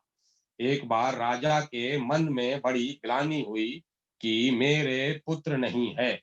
राजा तुरंत ही गुरु के घर गए और चरणों में प्रणाम कर बहुत विनय की। राजा ने अपना सारा दुख सुख गुरु को सुनाया। गुरु वशिष्ठ जी ने उन्हें बहुत प्रकार से समझाया और कहा, धीरज धरो, तुम्हारे 4 पुत्र होंगे जो तीनों लोकों में प्रसिद्ध और भक्तों के भय को हरने वाले होंगे। वशिष्ठ जी ने श्रृंगी ऋषि को बुलवाया और उनसे शुभ पुत्र कामेष्टि यज्ञ कराया। मुनि के भक्ति सहित आहुतियां देने पर अग्निदेव हाथ में चरु हविषान्न खीर लिए प्रकट हुए। उस दशरथ से बोले, वशिष्ठ जी ने हृदय में जो कुछ विचारा था, तुम्हारा वह सब काम सिद्ध हो गया। हे राजन, अब तुम जाकर इस हविषान पायस को जिसको जैसा उचित हो वैसा भाग बनाकर बांट दो। तदंतर अग्निदेव सारी सभा को समझाकर अंतर ध्यान हो गए। राजा परमानंद में मग्न हो गए। उनके हृदय में हर्ष समाता न था। उसी समय राजा ने अपनी प्यारी पत्नियों को बुलाया। कौशल्या आदि सब रानियां वहां चली आई। राजा ने पायस का आधा भाग कौशल्या को दिया और शेष आधे के 2 भाग किए। वह उनमें से एक भाग राजा ने कैकई को दिया। शेष जो बचा रहा उसके फिर 2 भाग हुए और राजा ने उनको कौशल्या और कैकई के हाथ में रखकर अर्थात उनकी अनुमति लेकर और इस प्रकार उनका मन प्रसन्न करके सुमित्रा को दिया। इस प्रकार सब स्त्रियां गर्भवती हुई। वे हृदय में बहुत हर्षित हुई। उन्हें बड़ा सुख मिला। जिस दिन से श्री हरि लीला से ही गर्भ में आए, सब लोकों में सुख और संपत्ति छा गई। शोभा शील और तेज की खान बनी हुई सब रानियां महल में सुशोभित हुई। इस प्रकार कुछ समय सुखपूर्वक बीता और वह अवसर आ गया जिसमें प्रभु को प्रकट होना था। योग, लग्न, ग्रह, वार और तिथि सभी अनुकूल हो गए। जड़ और चेतन सब हर्ष से भर गए, क्योंकि श्री राम का जन्म सुख का मूल है। पवित्र चैत्र का महीना था। नवमी तिथि थी। शुक्ल पक्ष और भगवान का प्रिय अभिजीत मुहूर्त था। दोपहर का समय था। न बहुत सर्दी थी न धूप गर्मी थी। वह पवित्र समय सब लोगों को शांति देने वाला था।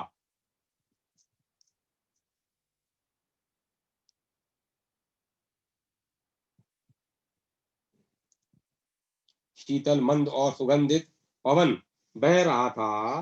देवता हर्षित थे और संतों के मन में बड़ा चाव था। वन फूले हुए थे।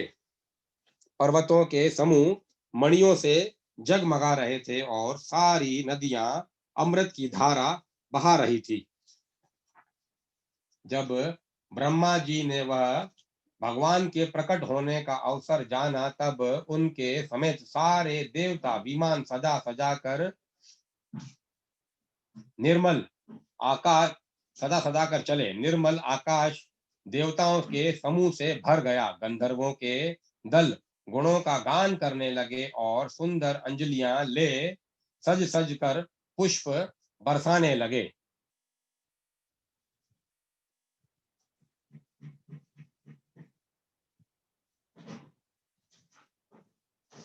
आकाश में घमाघम नगाड़े बजने लगे। नाग मुनि और देवता स्तुति करने लगे और बहुत प्रकार से अपनी अपनी सेवा उपहार भेंट करने लगे। देवताओं के समूह विनती करके अपने अपने लोक में जा पहुंचे। समस्त लोगों को शांति देने वाले जगदाधार प्रभु प्रकट हुए। भय प्रकट कृपाला दीन दयाला कौशल्या हितकारी। हर्षित हम महतारी मुनि मन हारी अद्भुत रूप विचारी। लोचन अभिरामा तनु घन श्यामा निज आयुध भुजचारी। भूषण बनमाला नयन विशाला शोभा सिंधु खरारी।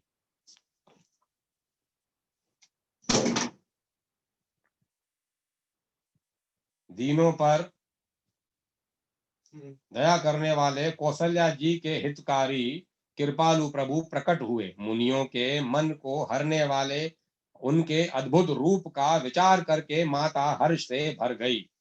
नेत्रों को आनंद देने वाला मेघ के समान श्याम शरीर था। चारों भुजाओं में अपने खास आयुध धारण किए हुए थे। दिव्य आभूषण और वनमाला पहने थे। बड़े बड़े नेत्र थे। इस प्रकार शोभा के समुद्र तथा खर राक्षस को मारने वाले भगवान प्रकट हुए।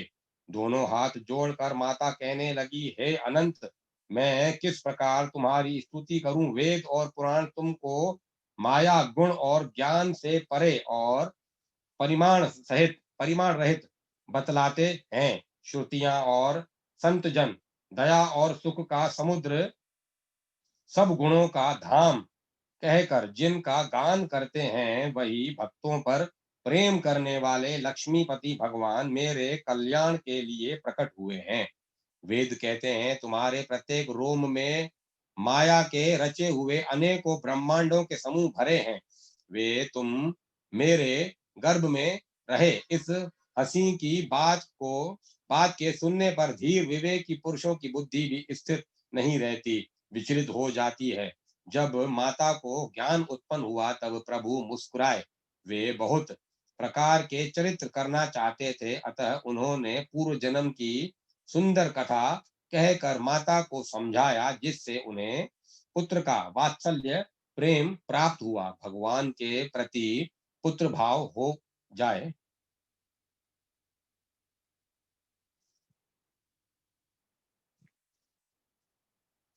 माता की यह बुद्धि बदल गई। तब वह फिर बोली, हे तात, यह रूप छोड़कर अत्यंत प्रिय बाल लीला करो। मेरे लिए यह सुख परम अनुपम होगा। माता का यह वचन सुनकर देवताओं के स्वामी सुजान भगवान ने बालक रूप होकर रोना शुरू कर दिया।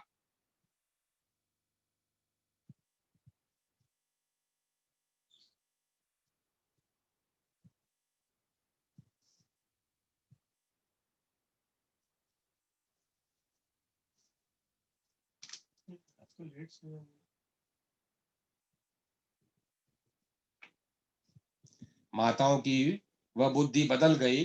तब वह फिर बोली, हे तात, यह रूप छोड़कर अत्यंत प्रिय बाल लीला करो। मेरे लिए यह सुख परम अनुपम होगा। माता का यह वचन सुनकर देवताओं के स्वामी सुजान भगवान ने बालक रूप होकर रोना शुरू कर दिया। तुलसीदास जी कहते हैं, जो इस चरित्र का गान करते हैं, वे श्री हरि का पद पाते हैं और फिर संसार रूपी कूप में नहीं गिरते। ब्राह्मण, गौ, देवता और संतों के लिए भगवान ने मनुष्य का अवतार लिया। वे अज्ञानमयी मलिना माया और उसके गुण सत्य, रज, तम और बाहरी तथा भीतरी इंद्रियों से परे है। उनका दिव्य शरीर अपनी इच्छा से ही बना है, किसी कर्म बंधन से परवश होकर त्रिगुणात्मक भौतिक पदार्थों के द्वारा नहीं।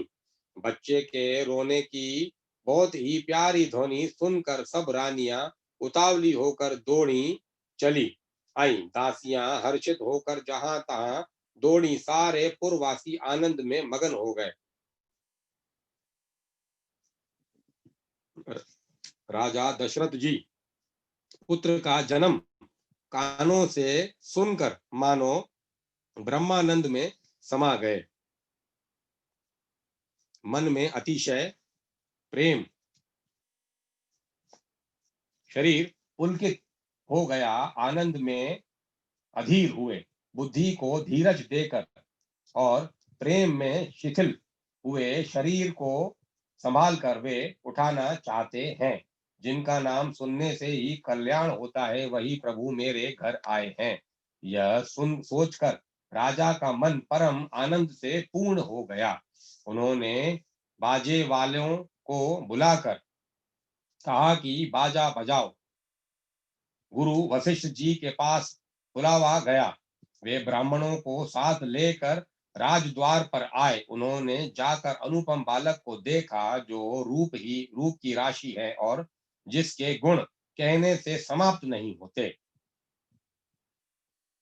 फिर राजा ने नांदी मुख श्राद्ध करके सब जात कर्म संस्कार आदि किए और ब्राह्मणों को सेना, गौ, वस्त्र और मणियों का दान दिया। ध्वजा, पताका और तोरणों से नगर छा गया। जिस प्रकार से वह सजाया गया, उसका तो वर्णन ही नहीं हो सकता।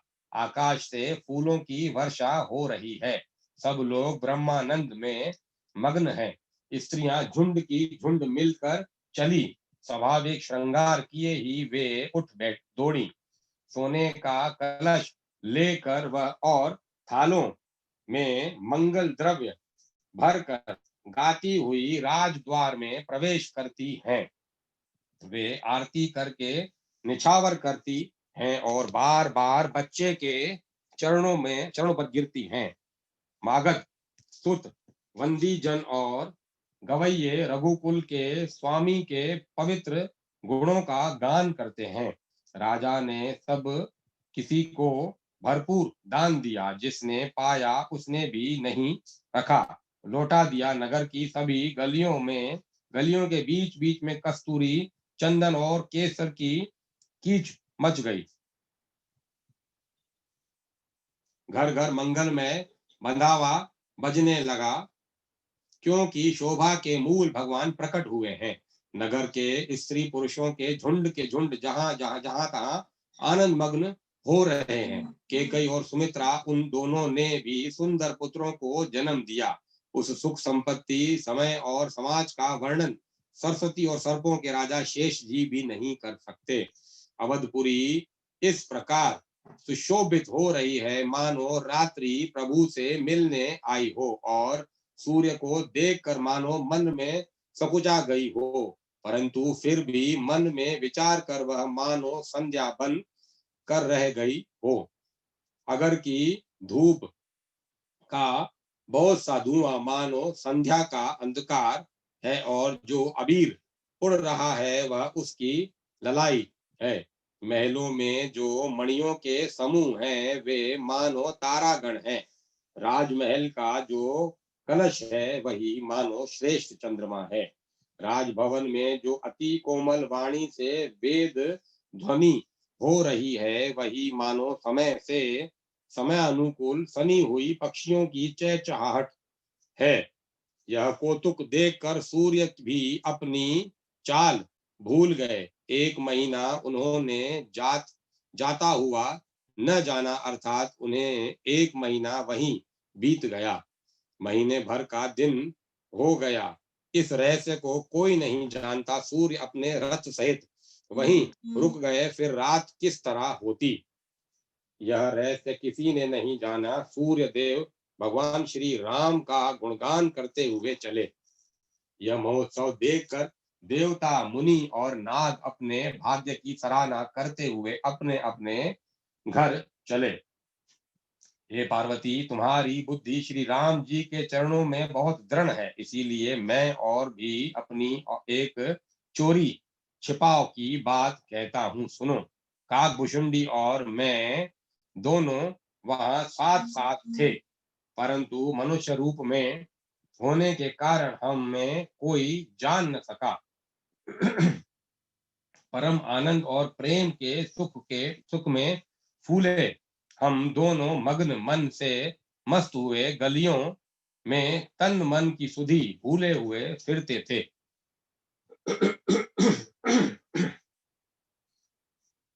परंतु यह शुभ चरित्र वही जान सकता है जिस पर श्री राम जी की कृपा हो। उस अवसर पर जो जिस प्रकार आया और जिसके मन को जो अच्छा लगा, राजा ने उसे वही दिया। हाथी, रथ, घोड़े, सोना, गौवें, हीरे और भांति भांति के वस्त्र राजा ने दिए। राजा ने सबके मन को संतुष्ट किया। इसी से सब लोग जहां तहां आशीर्वाद दे रहे थे कि तुलसीदास के स्वामी सब पुत्र चारों राजकुमार चिरंजीवी दीर्घायु हों। इस प्रकार कुछ दिन बीत गए, दिन और रात जाते हुए जान नहीं पड़ते। तब नामकरण संस्कार का समय जानकर राजा ने ज्ञानी मुनि श्री वशिष्ठ जी को बुला भेजा। मुनि की पूजा करके राजा ने कहा, हे मुनि, आपने मन में जो विचार रखे हों वे नाम रखिए। मुनियों ने कहा, हे राजन, इनके अनेक अनुपम नाम है, फिर भी मैं अपनी बुद्धि के अनुसार कहूंगा। ये जो आनंद के समुद्र और सुख की राशि है, जिस आनंद सिंधु के एक कण से तीनों लोक सुखी होते हैं, उन आपके सबसे बड़े पुत्र का नाम राम है, जो सुख का भवन और संपूर्ण लोकों को शांति देने वाला है। जो संसार का भरण पोषण करते हैं, उन आपके 10 पुत्रों का, आपके दूसरे पुत्र का, जो संसार का भरण पोषण करते हैं, उन आपके दूसरे पुत्र का नाम भरत होगा।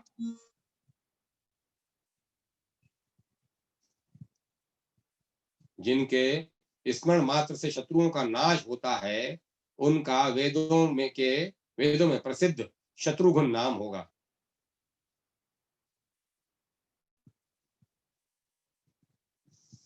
जो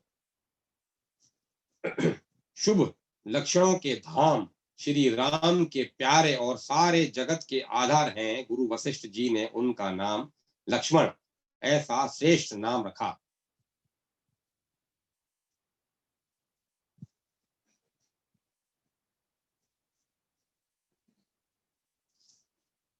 गुरु जी ने हृदय में विचार कर ये नाम रखे और कहा, हे राजन, तुम्हारे चारों पुत्र वेद के तत्व साक्षात परात्पर भगवान है, जो मुनियों के धन, भक्तों के सर्वस्व और शिव जी के प्राण हैं। उन्होंने इस समय तुम लोगों में के प्रेम वश बाल लीला के रस में सुख माना है। बचपन से ही श्री रामचंद्र जी को अपना परम हितैषी स्वामी जानकर लक्ष्मण जी ने उनके चरणों में प्रीति जोड़ ली। भरत और शत्रुघ्न दोनों भाइयों में स्वामी और सेवक की जिस प्रीति की प्रशंसा है, वैसी ही प्रीति हो गई। श्याम और गोर शरीर वाले दोनों सुंदर जोड़ियों की शोभा को देखकर माताएं तृण तोड़ती हैं, जिसमें दिठ न लग जाए। यूं तो चारों ही पुत्र शील, रूप और गुण के धाम हैं, तो भी सुख के समुद्र श्री रामचंद्र जी सबसे अधिक हैं।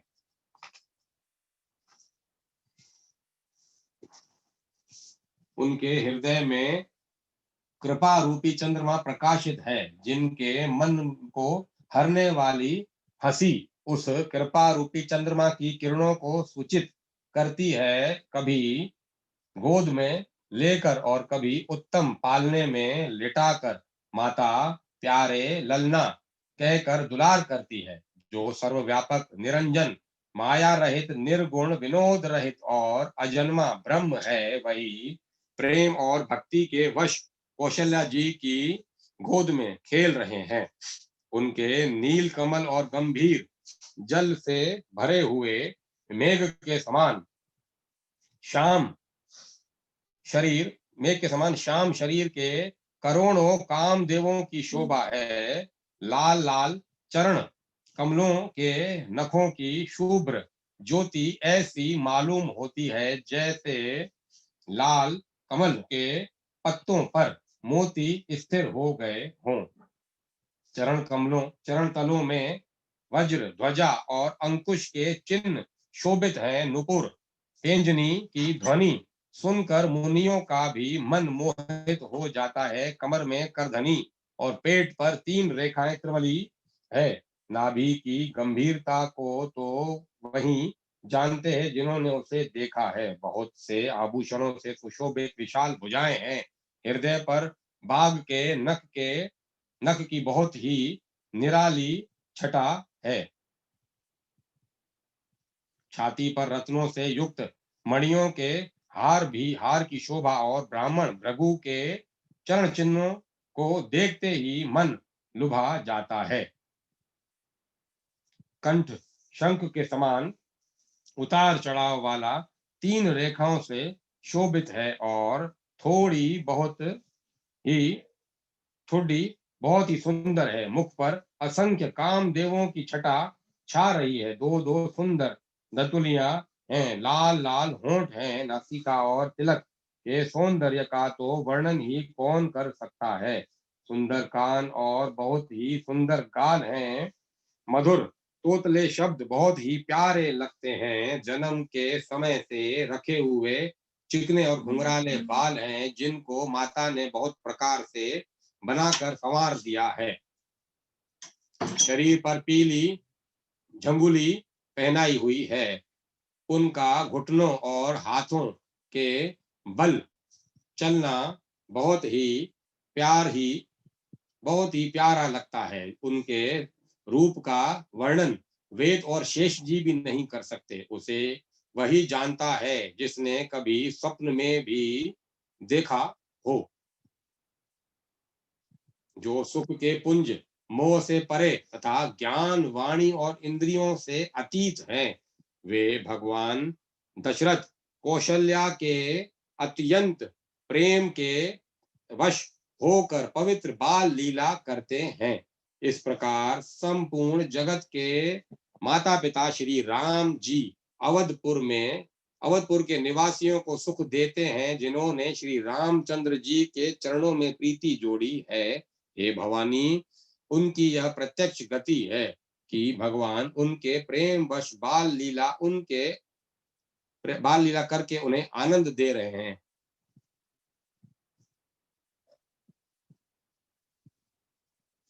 श्री रघुनाथ जी से विमुख रहकर मनुष्य चाहे करोड़ों उपाय करे, परंतु उसका संसार बंधन कौन छुड़ा सकता है।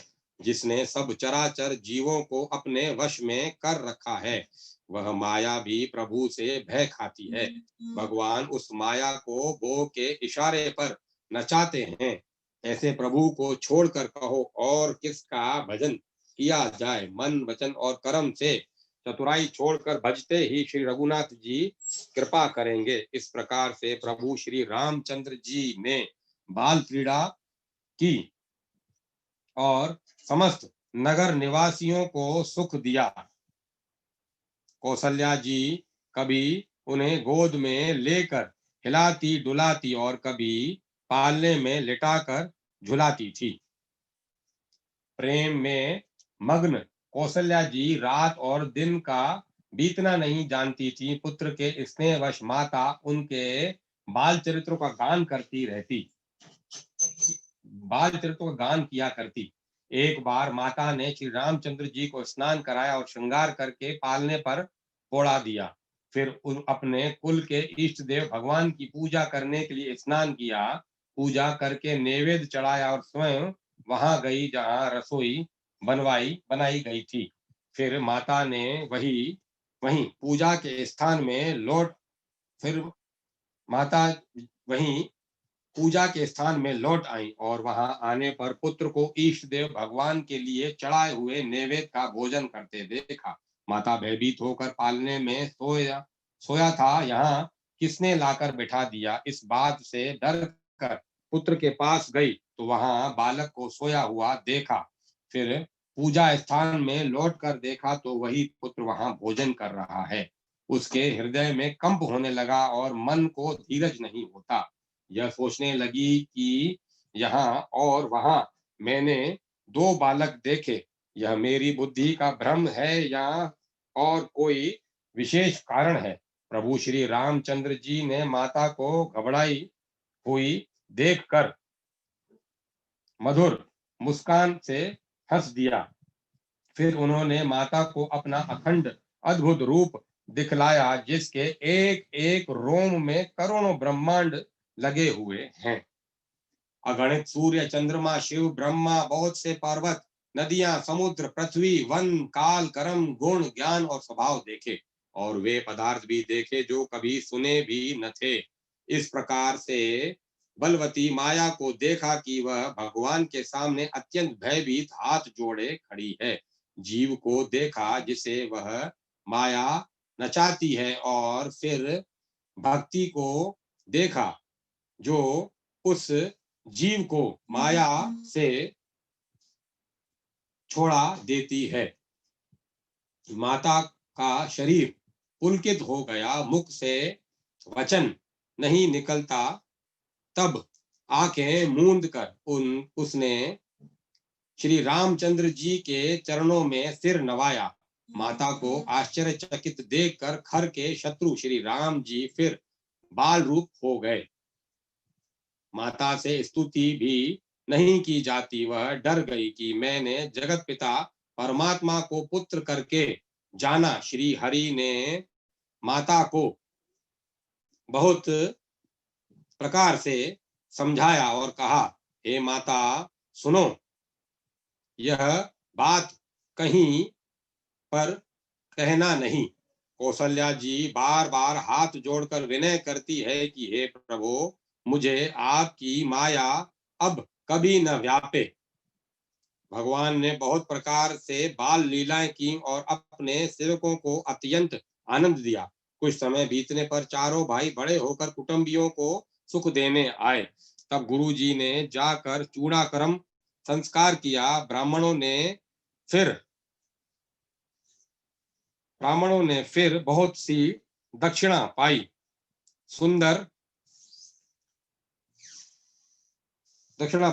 चारों सुंदर राजकुमार बड़े ही मनोहर अपार चरित्र करते फिरते हैं। जो मन वचन और कर्म से अगोचर हैं, वही प्रभु दशरथ जी के आंगन में विचर रहे हैं। भोजन करने के समय जब राजा बुलाते, तब वे अपने बाल सखाओं के समाज को छोड़कर नहीं आते।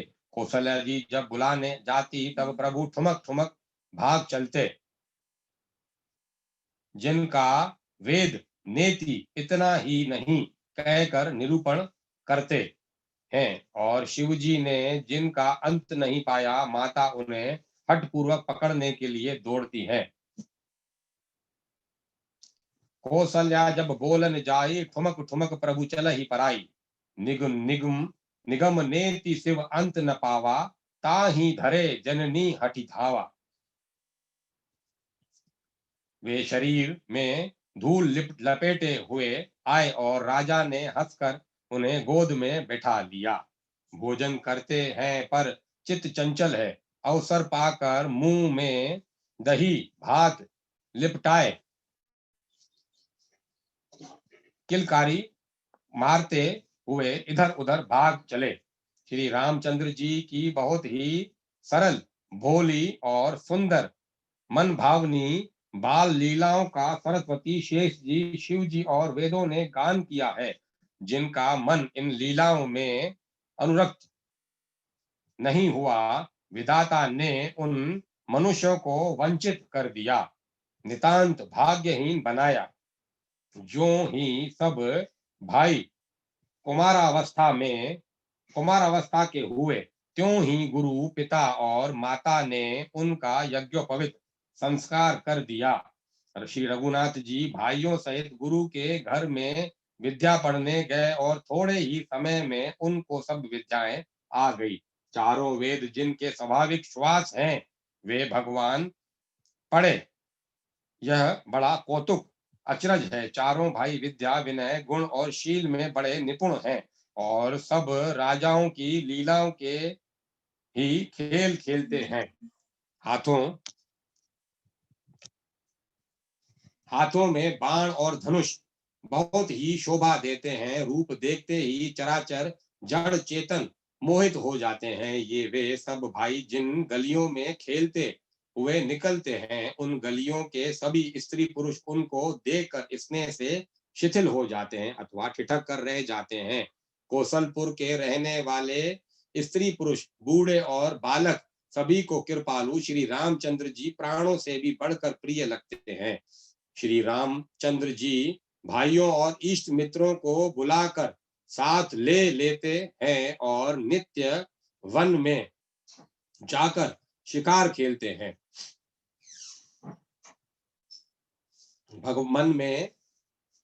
भगवान मन में पवित्र समझकर मृगों को मारते हैं और फिर प्रतिदिन लाकर राजा दशरथ जी को दिखलाते हैं।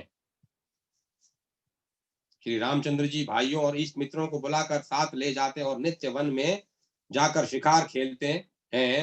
मन में पवित्र समझकर मृगों को मारते हैं और प्रतिदिन लाकर राजा दशरथ जी को दिखलाते हैं। जो मृग श्री रामचंद्र जी के बाण से मारे जाते थे वे शरीर छोड़कर देवलोक को चले जाते थे। श्री रामचंद्र जी अपने छोटे भाइयों और सखाओं के साथ भोजन करते हैं और माता पिता की आज्ञा का पालन करते हैं।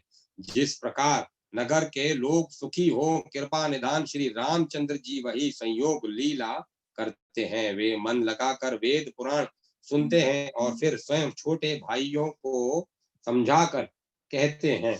श्री रघुनाथ जी प्रातः काल उठकर माता पिता और गुरु को मस्तक नवाते हैं और आज्ञा लेकर नगर का काम करते हैं। उनके चरित्र देख देख कर राजा मन में बड़े हर्षित होते हैं। जो व्यापक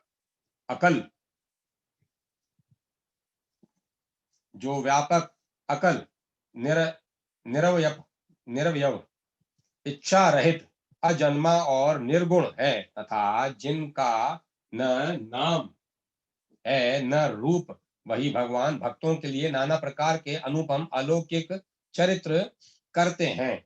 यह सब चरित्र मैंने गाकर बखान कर कहा। अब आगे की कथा मन लगाकर सुनो। ज्ञानी महामुनि विश्वामित्र जी वन में शोभा शुभ आश्रम पवित्र स्थान बना जानकर बसते थे। जहां वे मुनि जप यज्ञ और योग करते थे, परंतु मारीच और सुबाहु से बहुत डरते थे।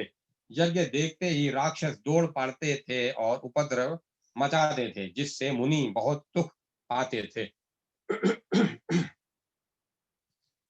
गाधी के पुत्र विश्वामित्र जी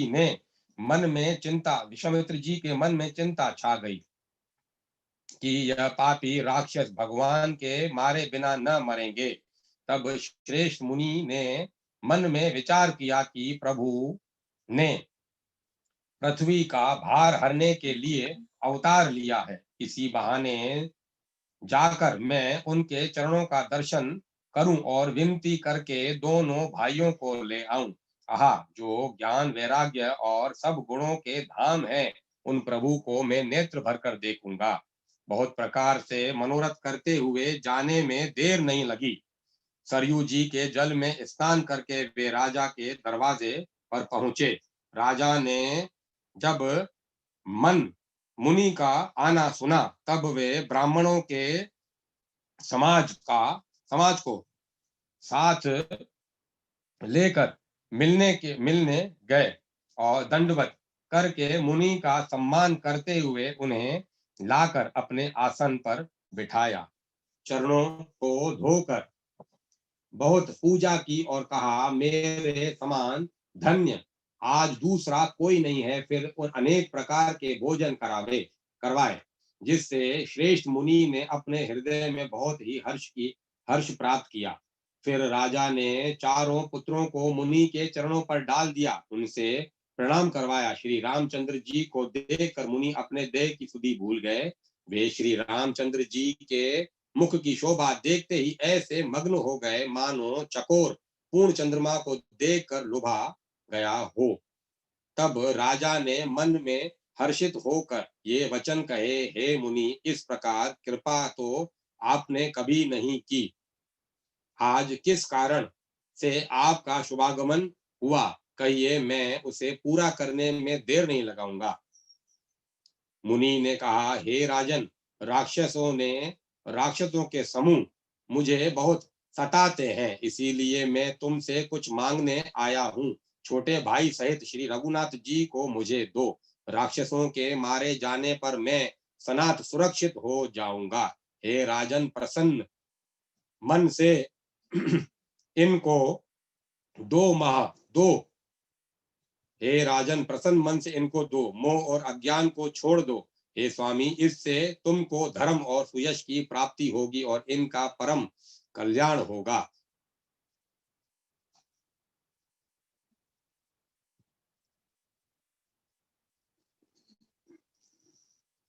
तब अत्यंत अप्रिय वाणी को सुनकर राजा का हृदय कांप उठा और उनके मुख की कांति फीकी पड़ गई। जिन्होंने कहा, हे ब्राह्मण, मैंने चौथेपन में 4 पुत्र पाए हैं, आपने विचार कर बात नहीं कही। हे मुनि, आप पृथ्वी, गो, धन और खजाना मांग लीजिए, मैं आज बड़े हर्ष के साथ अपना सर्वस्व दे दूंगा। देह और प्राण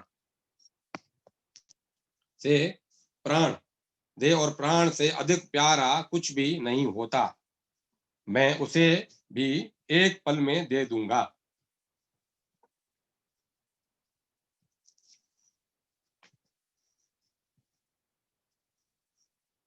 सभी पुत्र मुझे प्राणों के समान प्यारे हैं, उनमें भी हे प्रभु, राम को तो किसी प्रकार भी देते नहीं बनता। कहाँ अत्यंत डरावने और क्रूर राक्षस और कहाँ परम किशोर अवस्था के बिल्कुल सुकुमार मेरे सुंदर पुत्र। प्रेम रस में सनी हुई राजा की वाणी सुनकर ज्ञानी मुनि विश्वामित्र जी ने हृदय में बड़ा हर्ष माना। तब वशिष्ठ जी ने राजा को बहुत प्रकार से समझाया, जिससे राजा का संदेह नाश को प्राप्त हुआ। राजा ने बड़े ही आदर से दोनों पुत्रों को बुलाया और हृदय में लगाकर बहुत प्रकार से उन्हें शिक्षा दी। फिर कहा, हे नाथ, ये दोनों पुत्र मेरे प्राण हैं। हे मुनि, अब आप ही इनके पिता हैं, दूसरा कोई नहीं। राजा ने बहुत प्रकार से आशीर्वाद देकर पुत्रों को ऋषि के हवाले कर दिया। फिर प्रभु माता के महल में गए और उनके चरणों में सिर नवाकर चले। पुरुषों में सिंह रूप दोनों भाई राम लक्ष्मण मुनि का भय हरने के लिए प्रसन्न होकर चले। वे कृपा के समुद्र, धीर बुद्धि और संपूर्ण विश्व के कारण के भी कारण हैं। भगवान के लाल नेत्र हैं, चौड़ी छाती और विशाल भुजाएं हैं, नील कमल और तमाल के वृक्ष की तरह श्याम शरीर है। कमर में पीतांबर पहने और सुंदर तरकस कसे हुए हैं। दोनों हाथों में क्रमशः सुंदर धनुष और बाण है। श्याम और गौर वर्ण के दोनों भाई परम सुंदर हैं। विश्वामित्र जी को महान निधि प्राप्त हो गई। वे सोचने लगे, मैं जान गया कि प्रभु ब्राह्मणों के भक्त हैं। मेरे लिए भगवान ने अपने पिता को भी छोड़ दिया। मार्ग में चलो मार्ग में चले जाते हुए मुनि ने ताड़का को दिखलाया। सब शब्द सुनते ही सब वह क्रोध करके दौड़ी। श्री रामचंद्र जी ने एक ही बाण में उसके प्राण हर लिए और दीन जानकर उसको निज पद अपना दिव्य स्वरूप दिया। तब ऋषि विश्वामित्र ने प्रभु को मन में विद्या विद्या का भंडार समझते हुए भी लीला को पूर्ण करने के लिए ऐसी विद्या दी, जिससे भूख प्यास न लगे और शरीर में अतुलित बल और तेज का प्रकाश हो। सब अस्त्र शस्त्र समर्पण करके मुनि प्रभु श्री राम जी को अपने आश्रम ले आए और उन्हें परम हितु जानकर भक्ति पूर्वक कंद मूल और फल का भोजन कराया। सवेरे श्री रघुनाथ जी ने मुनि से कहा, आप जाकर निडर होकर यज्ञ कीजिए। यह सुनकर सब मुनि हवन करने लगे। आप श्री रामचंद्र जी यज्ञ की रखवाली पर रहे। यह समाचार सुनकर मुनियों का शत्रु क्रोधी राक्षस मारीच अपने सहायकों को लेकर दौड़ा। श्री राम जी ने बिना फल का बाण उसको मारा, जिससे वह 100 योजन के विस्तार वाले समुद्र के पार जा गिरा। फिर सुबाहु को अग्नि बाण मारा। उधर छोटे भाई लक्ष्मण जी ने राक्षसों की सेना का संहार कर डाला। इस प्रकार श्री राम जी ने राक्षसों को मारकर ब्राह्मणों को निर्भय कर दिया। तब सारे देवता और मुनि स्तुति करने लगे। जय श्री राम, जय श्री राम, जय जय श्री राम, जय जय श्री राम, जय जय श्री राम, जय श्री। अब मैं कथा को विराम देता हूँ। कल अपन आगे से यहाँ से आनंद लेंगे कथा का। जय सिया राम, जय सिया राम, जय जय सिया राम।